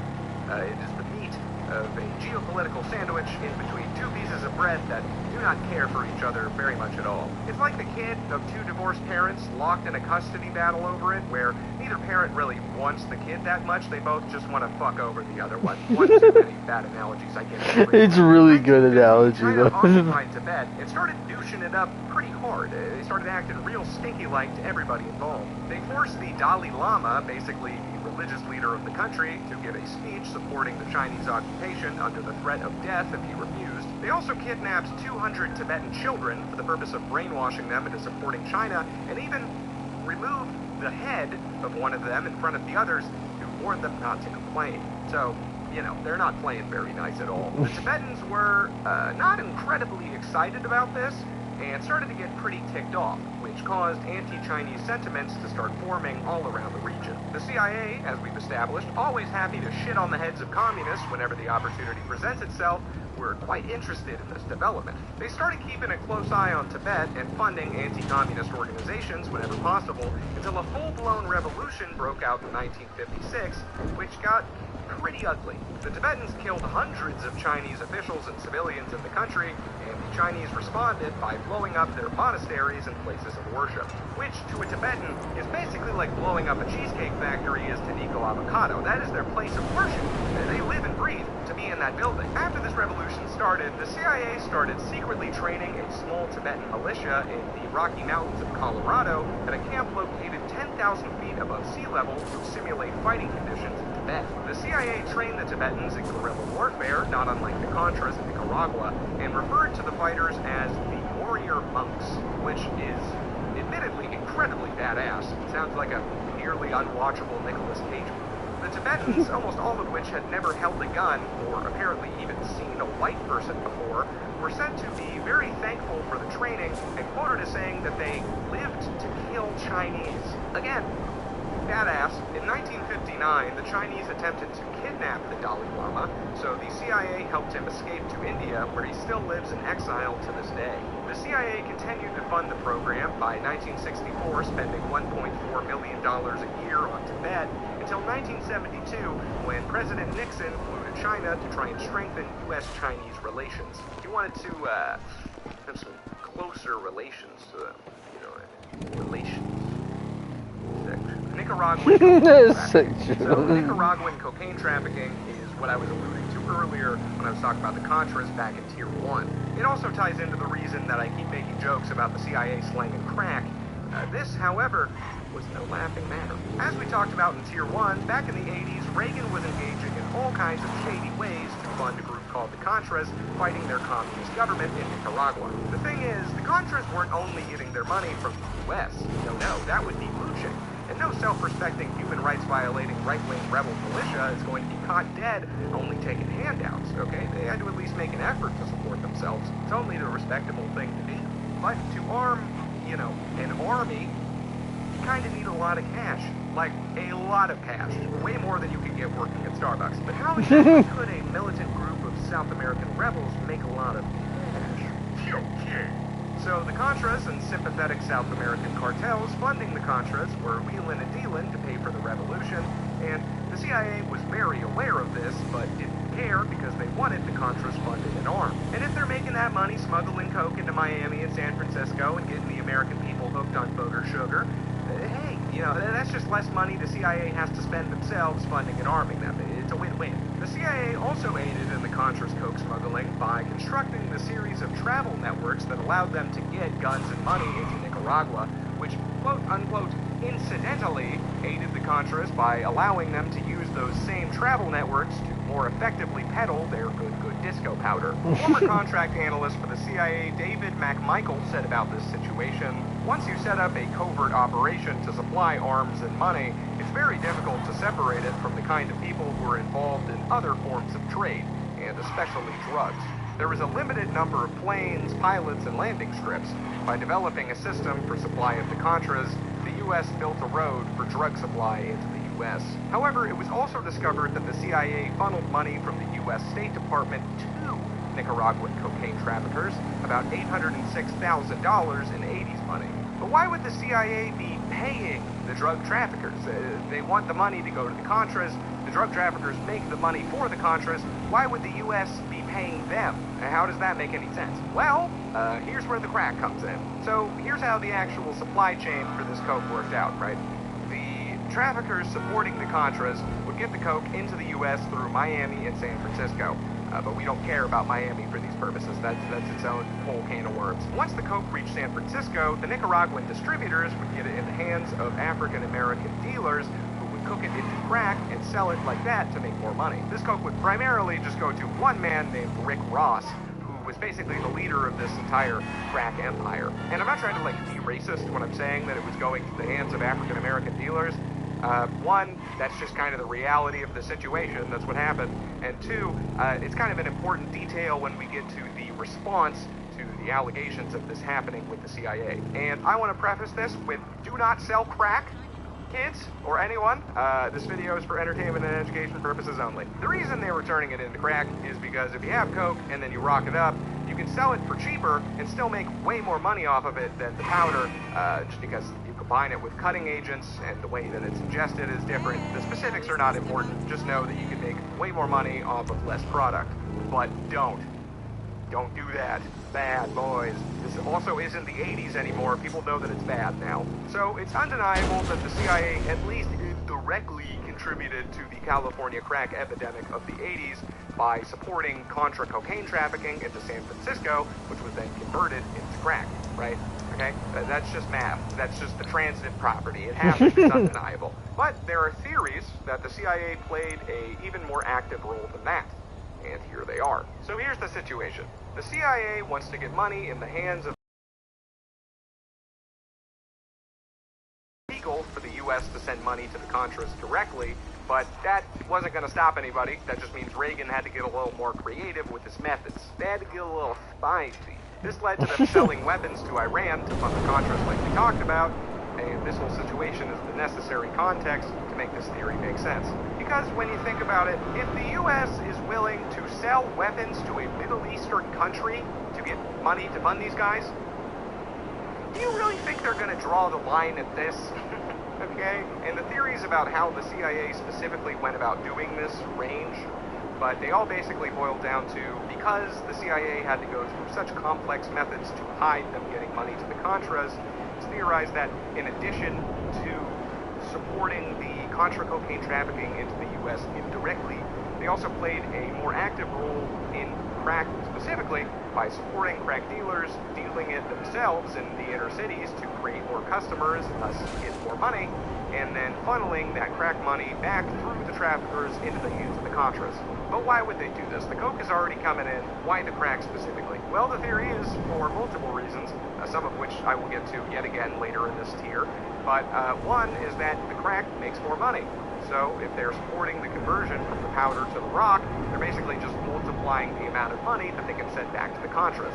So when you think about it, the CIA selling crack to the inner cities just makes good financial sense. Project MK Ultra. Oh boy. This one's a doozy. MK Ultra has a lot of information out there about it, very expansive. It really deserves a video in and of itself outside of the scope of this iceberg. So for these purposes, I will try and be brief, but still get across the necessary information. Also, I don't know why this is in tier 2. I feel like everybody knows about MK Ultra, but maybe I'm just driven. Speaking of driven, MK Ultra was an illegal, covert human experimentation program ran by the CIA from 1953 to 1973. And basically, it went crazy. The CIA's main goal with this program was to develop a method of effective human brainwashing, mostly to extract information and force confessions. You know, so they didn't have to bother with all that enhanced interrogation nonsense. They could just be like, hey, tell me shit. Want to. They tried to achieve this through a laundry list of terrible methods, the most famous of which being the dosing of an unwitting subject with a large amount of LSD and subjecting them to, well, a very bad trip, to say the least. I was given a glass of Kool-Aid. So were the other children. I'm not sure. Kool-Aid was spiked with LSD. Maybe. It was horrible. They also utilized electroshocks, hypnosis, sensory deprivation, isolation, verbal abuse, physical abuse, doing terrible things to their butts, as is customary for the CIA apparently, and other forms of torture, all of which was, again, often done while the subject was on massive amounts of LSD. He received 54 high-voltage shock treatments, followed by 54 grand mal seizures. After 27 days of this, they said that they were discouraged because he still had ties to his former life, in that he was asking to see his wife. Another happy customer, right? More Page Russell shock treatments and put him to sleep for another 30 days. I think about this whole situation kind of a lot, because that's got to be like one of the most terrifying things a human being even has the capacity to experience, isn't it? When patients were released from the Allen Memorial, they and their families' lives would never be the same again. Well, there's a lot I could not remember after I got out of the Allen. When my family came, I was a zombie. I didn't even know who they were. I mean, being given a super high dose of LSD without your knowledge would already be horrific. But combining an unwitting person tripping absolute cosmic nutsack with, like, torture? I just more than most of the things on here, I just can't believe that that's a thing that actually happened. That's a thing that our government actually did in real life. I mean, that's like some supervillain shit right there. You know, the CIA knew that it was breaking, yeah, I can feel it, dude. Holy shit. Legal law in the books to do these experiments. But despite the director of the CIA... Bro, yeah, it is definitely time for bedtime, bro. Holy shit.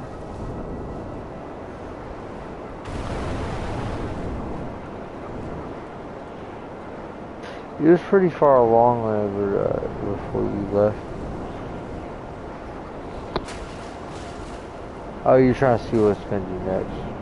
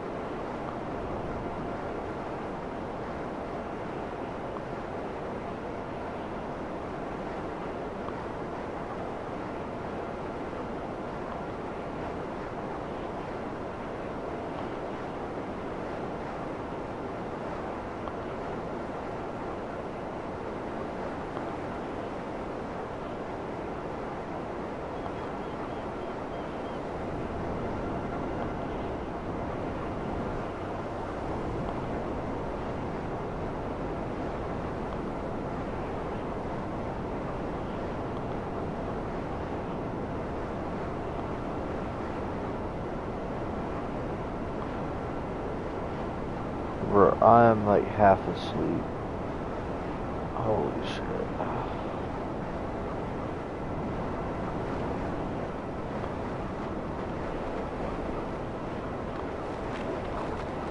Alright.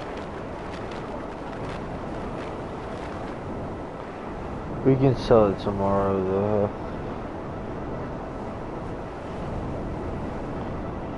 Yeah, I wouldn't mind checking out my my offices and shit.